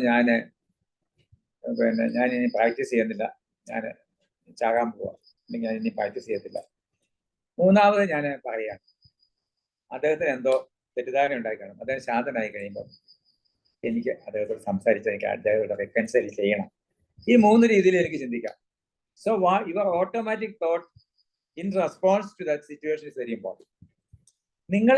it is not a situation that makes you upset and create problems, but it is your attitude towards that situation. അപ്പൊ നമ്മുടെ ഈ ഓട്ടോമാറ്റിക് തോട്ടാണ് നമ്മളെ വലിയ കുഴപ്പത്തിലേക്ക് കൊണ്ടുപോകുന്നത്. നമ്മളിപ്പോ വീട്ടിൽ നിന്ന് അമ്മായിയും മരുമകളും നമ്മളുടെ വഴക്കും, ഹസ്ബൻഡ് പറഞ്ഞാലുള്ള വഴക്കും, ഇതെല്ലാം നമ്മളെ ഹസ്ബൻഡ് എല്ലാം പറഞ്ഞു കഴിഞ്ഞാൽ ഉടനെ അയാൾ എന്നെ കൊച്ചാക്കാൻ പറഞ്ഞാൽ, അല്ലെങ്കിൽ അവൾ എന്നെ കൊച്ചാക്കാൻ പറഞ്ഞു. ഇതിന്റെ പിന്നിൽ നമ്മുടെ ചൈൽഡ്ഹുഡ് എക്സ്പീരിയൻസും നമ്മുടെ പാസ്റ്റ് എക്സ്പീരിയൻസും ഒരു പക്ഷേ ഭർത്താവിനുള്ള എക്സ്പീരിയൻസ് ഒക്കെ കാണും. എന്റെ ബാക്ക്ഗ്രൗണ്ടിൽ ഇരിപ്പുണ്ട്. അവരെല്ലാം ഇങ്ങനെ ക്യൂ ആയിട്ട് നിൽക്കുക. അതിന്റെ അറ്റത്ത് ഇപ്പോഴത്തെ ഇൻസിഡൻസ് ആണ്. ഈ ഇൻസിഡൻസ് വെച്ചിട്ട് നമ്മൾ ബാക്കി കാര്യങ്ങളെല്ലാം കൂടെ കൂട്ടിയിട്ട് നമ്മൾ പറയാം he is genuinely trying to attack me. നമുക്ക് പിന്നെ നോട്ടമില്ല, നമ്മളെ react. This automatic thought is very important. Second one is our schemas. അവരുടെ നമ്മുടെ ചൈൽഡ്ഹുഡ് എക്സ്പീരിയൻസിൽ നിന്ന് ഇപ്പൊ ചിലർ പറയില്ല മഞ്ഞപ്പിത്തം ഉള്ളവരെല്ലാം കാണുന്നതെല്ലാം മഞ്ഞാണ്. അതിന്റെ അർത്ഥം എന്താ? നമുക്ക് മഞ്ഞപ്പിത്തം ബാധിച്ചിരിക്കുകയാണ് നമ്മൾ. Because from our past experiences ഒരുപാട് സാധനം നമ്മളെല്ലാം കയറിയിരിക്കുക. അതുകൊണ്ട് നമ്മൾ ആ ഫ്രെയിം വെച്ചുകൊണ്ടാണ് കാണുന്നത്. അതിലൂടെ കാണുമ്പോൾ നമുക്ക് പല കാര്യങ്ങളും നമ്മൾ വിചാരിക്കുന്ന ശരിയെന്ന് നമുക്ക് തോന്നും. പിന്നെ നമ്മളെ കാണുന്ന കോഗ്നിറ്റീവ് ഡിസ്റ്റോർഷൻസ് ഉണ്ടെങ്കിൽ ഒത്തിരി കാര്യങ്ങളൊക്കെ. അപ്പൊ നമ്മുടെ ആ ചിന്തയാണ് പലതിലേക്കും കൊണ്ടുപോകുന്നത്. ആങ്സൈറ്റി ചിന്തയല്ലേ കൊണ്ടുപോകുന്നത്, ചിന്തിച്ചല്ലേ. ആങ്സൈറ്റിക്കകത്ത് നമ്മൾ വിചാരിക്കുന്ന കാര്യങ്ങളെല്ലാം നടക്കുന്നുണ്ട്. Thoughts are leading to fantasies and leading to frustration, അല്ലേ? അഗ്രഷൻ ആണെങ്കിലും ഫിയർ ആണെങ്കിലും എല്ലാം തോട്ട്സ് ആണ്. If you learn. അപ്പൊ നമ്മളെ ഓട്ടോമാറ്റിക് തോട്ടിനെ കൺട്രോൾ ചെയ്യാൻ പഠിച്ചാലോ? നമ്മൾ ഈ ഓട്ടോമാറ്റിക് തോട്ടിനെ അന്നേരമുള്ള തോട്ടിനെ പിടിച്ചു കഴിഞ്ഞാൽ, സാറ് പറഞ്ഞ പോലെ ട്രാൻസാക്ഷൻ അനാലിസിസ് വഴി ഏത് ഇഗോ സ്റ്റേറ്റിൽ നിന്നാണ് വരുന്നതോ, അല്ലെങ്കിൽ വേറെ തെറാപ്പികൾ സ്കീമ തെറാപ്പികളുടെ ഏത് സ്കീമയിൽ നിന്നാണ് വരുന്നതോ, പിന്നെ അതല്ലെങ്കിൽ മൈൻഡ് പാർട്സ് എന്നൊക്കെ പറഞ്ഞ ഇന്റേണൽ പിന്നെ ഇന്റേണൽ സിസ്റ്റം തെറാപ്പിയിൽ പറയുമ്പോഴത്തേക്ക് ഏത് മൈൻഡ് ഭാഗത്തിൽ നിന്നാണ് വരുന്നതോ, ഇങ്ങനെ പല കാര്യങ്ങളും നോക്കി അതിന് നമ്മൾ ക്യാച്ച് യുവർ തോട്ട്, ഒരു വല കൊണ്ട് ക്യാച്ച് ചെയ്യാൻ നമ്മൾ തോട്ട് ക്യാച്ച് ചെയ്യുന്നത് നമ്മൾ അതിനെ ട്രെയിൻ ചെയ്ത് കഴിഞ്ഞാൽ നമുക്ക് മുമ്പോട്ടുള്ള ആ പ്രോസസ്സിൽ പോകാതിരിക്കുകയും ചെയ്യും, വീട്ടിലേക്ക്. അപ്പോൾ തോട്ട്സ് എന്ന് പറയുന്നത് വളരെ ഇമ്പോർട്ടൻ്റ് ആണ്. അതിനൊരു പാറ്റേൺ ഉണ്ട്. നമ്മുടെ പാസ്റ്റ് എക്സ്പീരിയൻസുകളെല്ലാം അക്യുമുലേറ്റ് ചെയ്താണ് നമ്മൾ ചിന്തിക്കുന്നത്. ഇപ്പൊ എന്നോട് ഒരാൾ വഴക്ക് പറഞ്ഞാൽ ആ വഴക്ക് പറയുമ്പോൾ എനിക്ക് വഴക്ക് പറഞ്ഞതിന് ഭയങ്കര ഇൻസൾട്ട് ഉണ്ടായിട്ടുണ്ടെങ്കിൽ ഞാൻ വഴക്ക് പറഞ്ഞ ഉടനെ റിയാക്ട് ചെയ്യും. വഴക്ക് പറയുന്നത് നല്ലതിനാന്ന് വിചാരിക്കുന്ന ആളാണെങ്കിൽ, വഴക്ക് പറയുന്നതിൽ കാര്യമൊന്നുമില്ല എന്ന് ഞാൻ വിചാരിക്കുകയാണെങ്കിൽ ഞാൻ റിയാക്ട് ചെയ്യത്തില്ല. It's all depends on your past experience. അതൊക്കെ അറിയാൻ നമ്മൾ ഒത്തിരി സാധനങ്ങളുണ്ട്. നമ്മളെ കിട്ടിക്കിരിക്കുന്ന ഒരുപാട് സാധനങ്ങൾ നമ്മളിങ്ങനെ വെച്ചോണ്ടാണ് ജീവിക്കുന്നത്. So of that question, answer is clear? Clear ആണ് സർ. Thank you sir. അപ്പൊ ഇമോഷൻസിന് ശരിക്കും ഇങ്ങനെ ഒരു ലേമാന്റെ ഭാഷയിൽ പറയുകയാണെങ്കിൽ സാധാരണക്കാരന് ഇമോഷണലായിട്ട് കുട്ടികൾക്ക് ഇമോഷണലായിട്ട് എന്ത് രീതിയിലാ ഒരു വഴി തെളിയിക്കേണ്ട അതായത് ഞാൻ പറയാം, നമ്മള് സാർ ചോദിച്ചത് എനിക്ക് മനസ്സിലാവുന്നുണ്ട്. ഇത് നമ്മൾ പലപ്പോഴും കതിരെ കൊണ്ട് വളം വെക്കാന്ന് പറഞ്ഞൊരു കാര്യമുണ്ട്. ഇത് നമ്മുടെ ഡെവലപ്മെന്റിൽ നമ്മൾ കാര്യങ്ങൾ പഠിക്കുന്ന 3 സ്റ്റേജിലാണ്. ആദ്യത്തെ സ്റ്റേജിൽ നിന്ന് ഇംപ്രൂവിംഗ് സ്റ്റേജാണ്. അത് കഴിഞ്ഞ് നമ്മുടെ പിയേഴ്സിൽ നിന്ന് പഠിക്കും, 13-14 വയസ്സ്. അത് കഴിഞ്ഞ് സോഷ്യൽ ലേണിംഗ് ആണ്, സമൂഹത്തിൽ നിന്ന് പഠിക്കും. ഈ ഇംപ്രൂവിംഗ് സ്റ്റേജ് എന്ന് പറഞ്ഞാൽ 7 വയസ്സുള്ള കാലഘട്ടത്തിൽ നമ്മുടെ വീട്ടിലാണ് പിള്ളേര്. ആ വീട്ടിലെ ഇമോഷണൽ സ്റ്റാറ്റസ്, ട്രാൻസാക്ഷൻസ്. ഇപ്പൊ ഞാൻ ഉദാഹരണം പറയാണ്. ഇപ്പം ഒരു പാവപ്പെട്ട സ്ത്രീ വരികയാണ്. പാവപ്പെട്ട സ്ത്രീ ഒരു സഹായ അഭ്യർത്ഥനയായിട്ട് വരികയാണ്. പറഞ്ഞാൽ എൻ്റെ വീട്ടിലുള്ള 3 വയസ്സായിരുന്ന കൊച്ചിനെ ഞാൻ അവിടെ നിന്നോണ്ട് പറയാം, ഓ കഴിഞ്ഞ ആഴ്ചയിൽ വന്നിട്ട് ശല്യമൊക്കെ വന്നിരിക്കുക, അല്ലെങ്കിലും തട്ടിപ്പ ഈ കൊച്ചിനെ എടുത്തോണ്ട് വന്നിരിക്കുകയാണ്, കളിപ്പിക്കാൻ വേണ്ടി തന്നെ വന്നിരിക്കുകയാണ് എന്ന് പറഞ്ഞിട്ട് അരിച്ചപ്പെട്ട് ഞാൻ അതിനെ ഓടിച്ചു വിടുകയും അല്ലെങ്കിൽ 10 രൂപ കൊടുത്തിട്ട് ഇനി മേലാനും കൊണ്ട് വന്നേക്കെന്ന് പറയുകയാണെങ്കിൽ ഈ 3 വയസ്സുകാരൻ ഇത് കണ്ടോണ്ടിരിക്കും. അവനിലെ പിന്നീട് ഒരിക്കലും അങ്ങനെയുള്ള ആളുകളുടെ സിമ്പതി ഉണ്ടായിരുന്നു. ആ സമയം ഞാൻ പറഞ്ഞു, മോളെ നിന്റെ അമ്മയെ പോലെയുള്ള ഒരു സ്ത്രീ അവിടെ വന്നിരിക്കുന്നത്, ആ കൊച്ചിനെ എടുത്തോണ്ട് നിന്റെ അനിയനെ പോലെയുള്ള ഒരു കൊച്ചിനെ കൊണ്ട് എടുത്തോണ്ട് വന്നിരിക്കുന്നത്. അവര് നമ്മുടെ വീട്ടിൽ വന്ന് സഹായം ചോദിച്ചെങ്കിൽ പാവം അതിനില്ലാഞ്ഞിട്ടില്ലേ.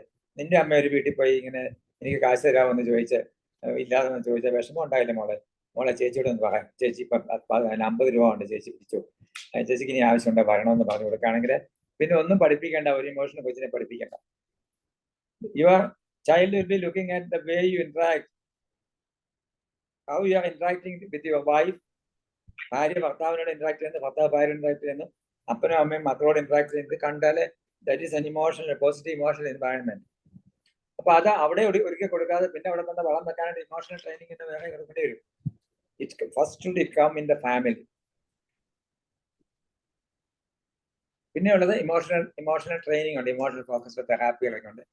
ഇമോഷനെ വാച്ച് ചെയ്യുക, compassion focused therapy, emotion focused therapy എന്നൊക്കെ. പിന്നെ സാറിന്റെ ട്രാൻസാക്ഷൻ അനാലിസിസിലൊക്കെ സ്ക്രിപ്റ്റ് അല്ലെ, റീസ്ക്രിപ്റ്റിങ്ങുകളൊക്കെ ചെയ്യാൻ പറ്റും. അല്ലാതെ മെത്തേഡുകളിലൊക്കെ ഉണ്ട്. നമ്മള് കോഗ്നിറ്റീവ് റീസ്ട്രക്ചറിങ് എന്നൊക്കെ പറയുന്ന സാധനം, റീസ്ട്രക്ചറിങ്. പിന്നെ നറേറ്റീവ് ഫോക്കസ് തെറാപ്പി, നറേറ്റീവ് മാറ്റിയിടുന്ന, അങ്ങനെ ഒരുപാട് തെറാപ്പികളുണ്ട്.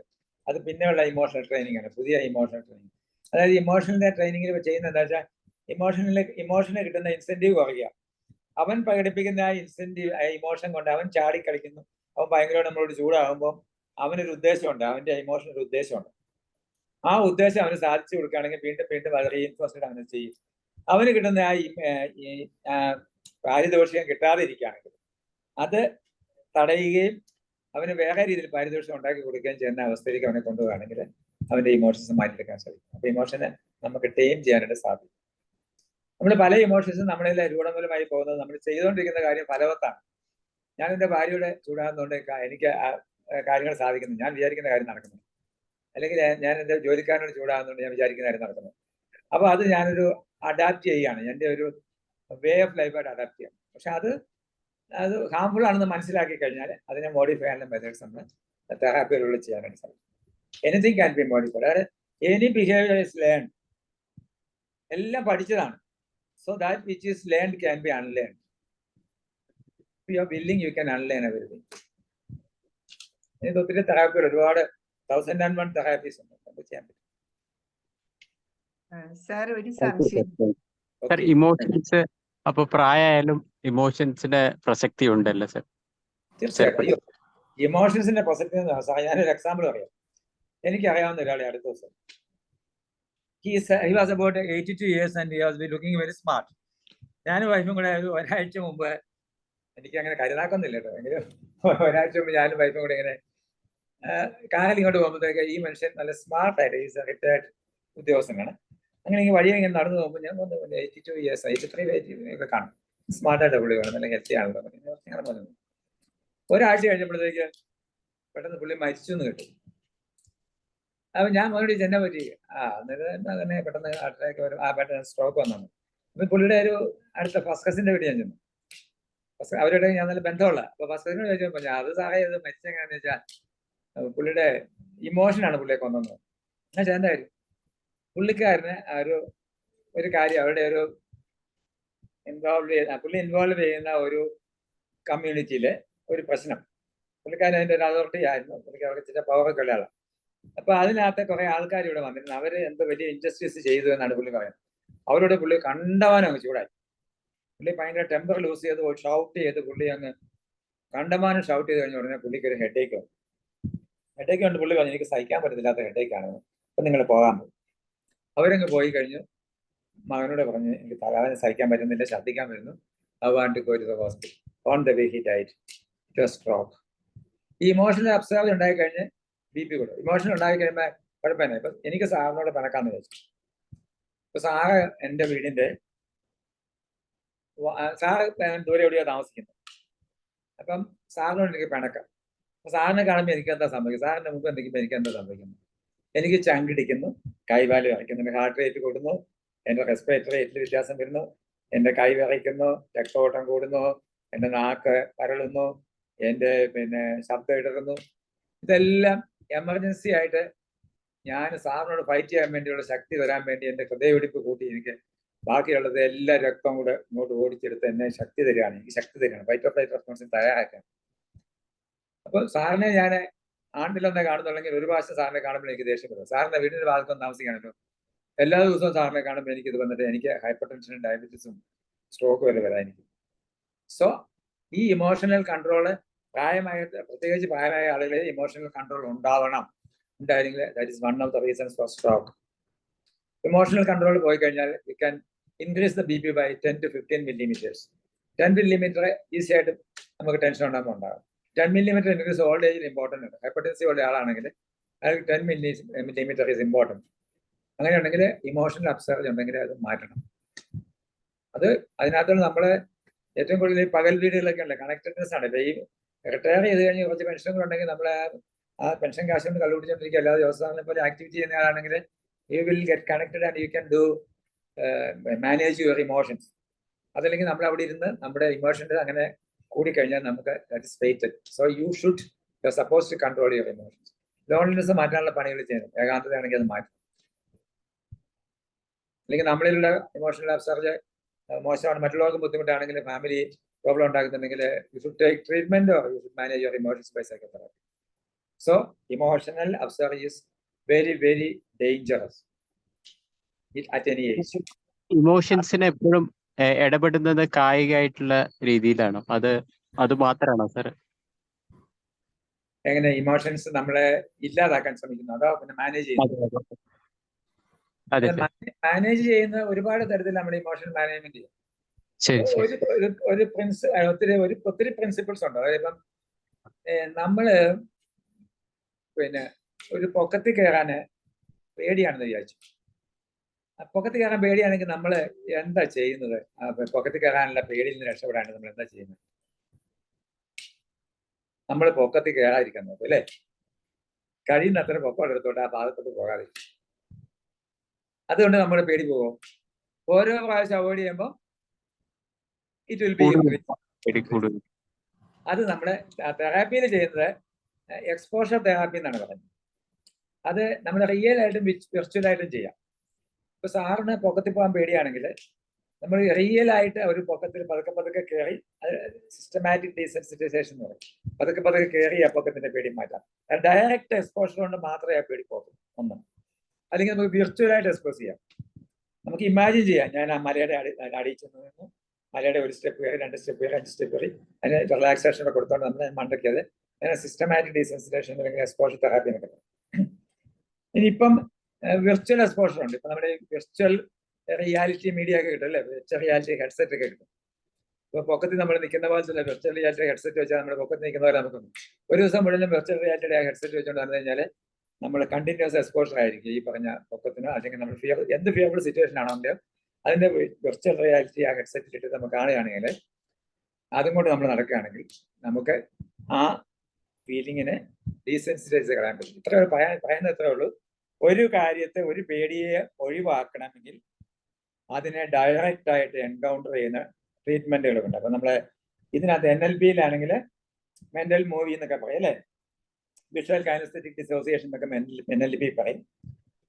പിന്നെ ഇമോഷൻ ഫോക്കസ്ഡ് തെറാപ്പി ഉണ്ട്, അല്ലെങ്കിൽ ഇങ്ങനെ പല എക്സ്പോഷർ തെറാപ്പി ഉണ്ട്, പിന്നെ പല പേരിലുള്ള തെറാപ്പികളുണ്ട്. അതെല്ലാം നമ്മൾ ഈ ഇമോഷൻസിനെ ശരിക്കും ഡയറക്റ്റ് ആയിട്ട് നമ്മൾ എക്സ്പീരിയൻസ് ചെയ്യിച്ചുകൊണ്ട് അതിനെ ഇല്ലാതാക്കുന്ന മെത്തേഡ്സ് ഉണ്ട്. Thank you sir. Thank U. ഇനി നമുക്ക് സ്റ്റോപ്പ് ചെയ്താലോ? ഒരു ചെറിയൊരു ഇത് സാറേ, Joseph sir. Okay okay okay. Dr. Chacko was mentioning about epigenetics.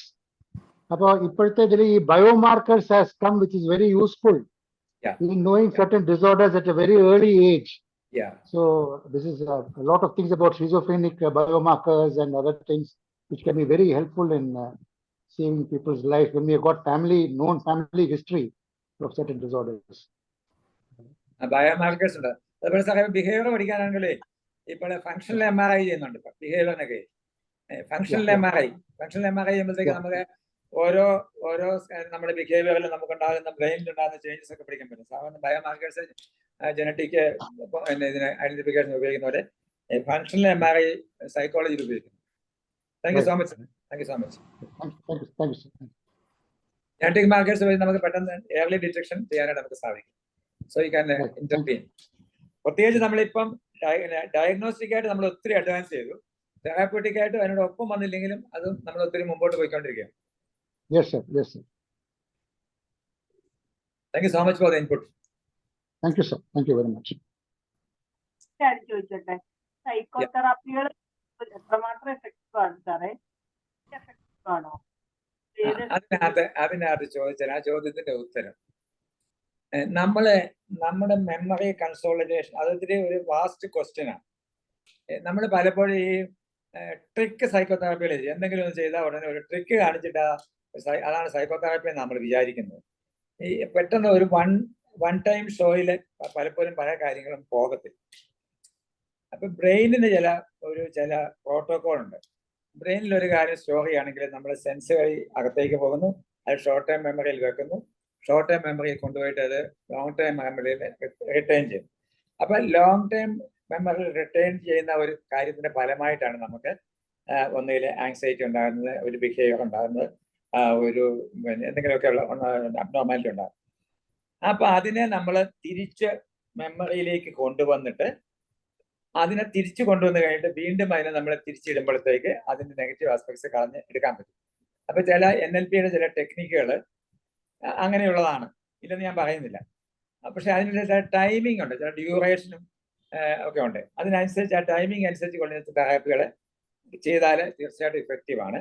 പക്ഷെ നമ്മളെല്ലാവരും തെറാപ്പി എന്ന് പറയുമ്പോൾ ഒരു ട്രിക്ക് പഠിക്കാനായിട്ട് ചില തെറാപ്പികൾ ഒത്തിരി പരസ്യങ്ങൾ നമ്മൾ കാണാം. ഒന്നിനും ഞാൻ കുറ്റം പറയല്ല. അപ്പൊ ചില തെറാപ്പികളെ അത്ര എഫക്റ്റീവ് ഒന്നുമല്ല. അത് ബ്രെയിനിന്റെ ആ ന്യൂറോ ഫിസിയോളജി അനുസരിച്ച് ആ വന്നിരിക്കുന്ന കാര്യങ്ങളെ തിരിച്ചു കൊണ്ടുവന്ന് നമ്മൾ ചെയ്യുമ്പോഴത്തേക്ക് അതിന് ചില ടൈമിംഗ് ഒക്കെ ഉണ്ട്, ചില രീതികളൊക്കെ ഉണ്ട്. അത് വെച്ച് ചെയ്യുകയാണെങ്കിൽ പല തെറാപ്പികളും സക്സസ്ഫുൾ തന്നെയാണ്.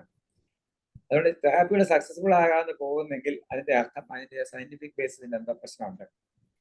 അല്ലെങ്കിൽ ആ തെറാപ്പി ബേസിക്കായിട്ട് ആ തെറാപ്പി ശരിയായിരിക്കും, പക്ഷെ അത് റിപ്പീറ്റ് ചെയ്യേണ്ട കാര്യമായിരിക്കും. ഒരു പ്രാവശ്യം കൊണ്ട് തീരുന്നതായിരിക്കത്തില്ല. അത് എന്തെങ്കിലുമൊക്കെ അതിന് പ്രത്യേകതകളാണ്. അപ്പൊ തെറാപ്പികൾ മോശമാണെന്നും പറയാൻ പറ്റില്ല, തെറാപ്പികൾ എല്ലായ്പ്പോഴും ഫലിക്കണമെന്നും പറയാൻ പറ്റില്ല. പക്ഷെ ഒന്നാമത്തെ കാര്യം, തെറാപ്പി ചെയ്യണമെങ്കിൽ you should have A diagnosis. ഏതെങ്കിലും ഒരു സിംറ്റം പറഞ്ഞാൽ ഉടനെ മെഡിക്കൽ ഡയഗ്നോസിസ് പോലെ തന്നെ സ്പെസിഫിക് ഡയഗ്നോസിസ് ഉണ്ടെങ്കിൽ നമുക്ക് തെറാപ്പിയെ സ്പെസിഫിക് ആയിട്ട് നമുക്ക് ചെയ്യാൻ പറ്റും. ഏതെങ്കിലും സിംറ്റം മാത്രമായിട്ട് നമ്മൾ ചെയ്യുമ്പോഴത്തേക്ക് അതിൻ്റെതായ ഡിഫക്റ്റ് വരും. അപ്പം ശരി സൈക്കോളജിക്കൽ ഡയഗ്നോസിസിൽ നമ്മൾ പോവുകയാണെങ്കിൽ ഇപ്പം നമ്മൾ സൈക്കോളജിക്കൽ കേസ് എടുക്കുമ്പോഴത്തേക്കും പറയും predisposing factors, precipitating factors, medical history പറയുന്ന പോലെ അതുപോലെ തന്നെ ഇതിനകത്താണ് സൈക്കോളജി ഉണ്ട്. പ്രീഡിസ്പോസിംഗ് ആയിട്ട് ഫാക്ടർ, ബാക്ക്ഗ്രൗണ്ട്, ഫാമിലി ബാക്ക്ഗ്രൗണ്ട് ഉണ്ട്, പ്രിസിപ്പിറ്റേറ്റിംഗ് ഇപ്പോൾ സംഭവിച്ചത്, സപ്പോർട്ടീവ് ഫാക്ടേഴ്സ്, പിന്നെ നമ്മുടെ മാലഡാപ്റ്റീവ് ബിഹേവിയേഴ്സ്, ഇതെല്ലാം നമ്മൾ കണ്ടുപഠിച്ചിട്ട് അത് എത്ര ലോങ് ആണെന്നെല്ലാം കണ്ടുപിടിച്ചിട്ട് നമ്മളതിനെ ഡയഗ്നോസ് ചെയ്തിട്ട് നമ്മൾ തെറാപ്പി ആണെങ്കിൽ you can choose the proper therapy, then it can be very effective. Therapy ഒന്നും മോശമല്ല, പക്ഷെ തെറാപ്പി മാത്രം പഠിക്കാൻ പോയത് you should understand the fundamentals of psychology also before going into it. Thank you very much for the question. Hope you are clear.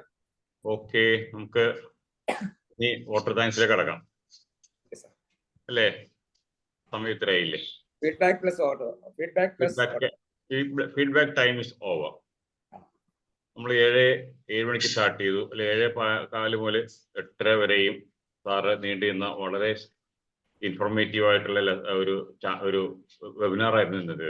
Role of emotions in life എന്നുള്ളത് കേൾക്കാൻ ഒട്ടേറെ പേർ കയറിയിരുന്നു. 85-ലേറെ ആളുകൾ പാർട്ടിസിപ്പൻസ് ഉണ്ടായിരുന്നു. അവരൊക്കെ വെറുതെ ടൈം പാസിന് കയറിയതല്ല, വളരെ ക്യൂരിയസ് ആയിട്ട് വളരെ നല്ല ലിസണേഴ്സ് ആയിട്ട് അത് അറ്റൻഡ് ചെയ്യുന്നു എന്നുള്ള തെളിവാണ് ഈ കണ്ട ഫീഡ്ബാക്ക്. ക്വസ്റ്റ്യൻസ് ഒട്ടേറെ വരുന്നത് അതുകൊണ്ടാണ്. ക്വസ്റ്റ്യൻസ് ആരും വന്ന് ചോദിച്ചില്ലെങ്കിൽ അത്രയും ആരും ശ്രദ്ധിച്ചില്ല എന്ന് തന്നെയാണ്. ഒട്ടേറെ ക്വസ്റ്റ്യൻസ് ഉണ്ടായിരുന്നു. അതെല്ലാം വളരെ നല്ല നല്ല ക്വസ്റ്റ്യൻസ് ആയിരുന്നു. എല്ലാം ഇമോഷൻ സംബന്ധമായിട്ട്, ഫീലിംഗ് സംബന്ധമായിട്ട്, തെറാപ്പി ഒക്കെ ഉണ്ടായിരുന്നു. ഇതുപോലത്തെ ക്ലാസ്സുകൾ ഇനിയും KCT നടത്തുന്നതായിരിക്കും. നമുക്ക് ചാക്കോ സാർ ഇനിയും ക്ലാസ് എടുക്കാൻ തയ്യാറാണ്. എന്നിട്ട് കണ്ടിന്യൂഷൻ വയ്ക്കാം. ഇനിയും പങ്കെടുത്ത എല്ലാവർക്കും നന്ദി പറയുന്നു. അതോടൊപ്പം തന്നെ ഇന്നത്തെ ക്ലാസ് നയിച്ചത് doctor PM Chacko sir. Sir ഞങ്ങളുടെ KCTയിലെ അംഗം കൂടിയാണ്. കോട്ടയം സ്വദേശിയായിട്ടുള്ള സാറ് KR നാരായണൻ ഇൻസ്റ്റിറ്റ്യൂട്ടിലെ ചീഫ് മെഡിക്കൽ ഓഫീസർ കൂടിയാണ്. വളരെ എക്സ്പീരിയൻസ് ആയിട്ടുള്ള ഈ രംഗത്ത് ഒരു പൈനിയർ തന്നെ, ഒരു മാസ്റ്റർ തന്നെയാണ് അദ്ദേഹം. ആ ക്ലാസ് സാറ് സമയം നമുക്ക് കണ്ടെത്തി നമ്മളോടൊപ്പം 1.5 മണിക്കൂർ ചെലവഴിച്ചതിന് പ്രത്യേക നന്ദി പറഞ്ഞുകൊണ്ട് നമുക്ക് പിരിയാം. Good night. അടുത്ത 2 ആഴ്ച കഴിഞ്ഞിട്ടുണ്ടായിരിക്കും KCTന്റെ. ഞാൻ പറഞ്ഞ സജീവനയുടെ റിപ്പീറ്റ് കൗൺസിലേഴ്സ് ഒക്കെ അതുണ്ടെങ്കിൽ നിങ്ങൾക്ക് അതിൽ പേര് കൊടുത്താൽ നിങ്ങൾക്ക് കേസുകൾ കിട്ടും. അത് ആരും ഫ്രീ ആയിട്ടുള്ള കോഴ്സ് ആയിരിക്കും, പക്ഷെ പഠിക്കാനും നല്ലതായിരിക്കും. അത് ഉപയോഗപ്പെടുത്താൻ ശ്രദ്ധിക്കണമെന്ന് കൂടി ഈ അവസരത്തിൽ ഉപയോഗപ്പെടുത്തി പറയുകയാണ്. Okay, thank you very much. Good night. Night all. Thank you. Good night.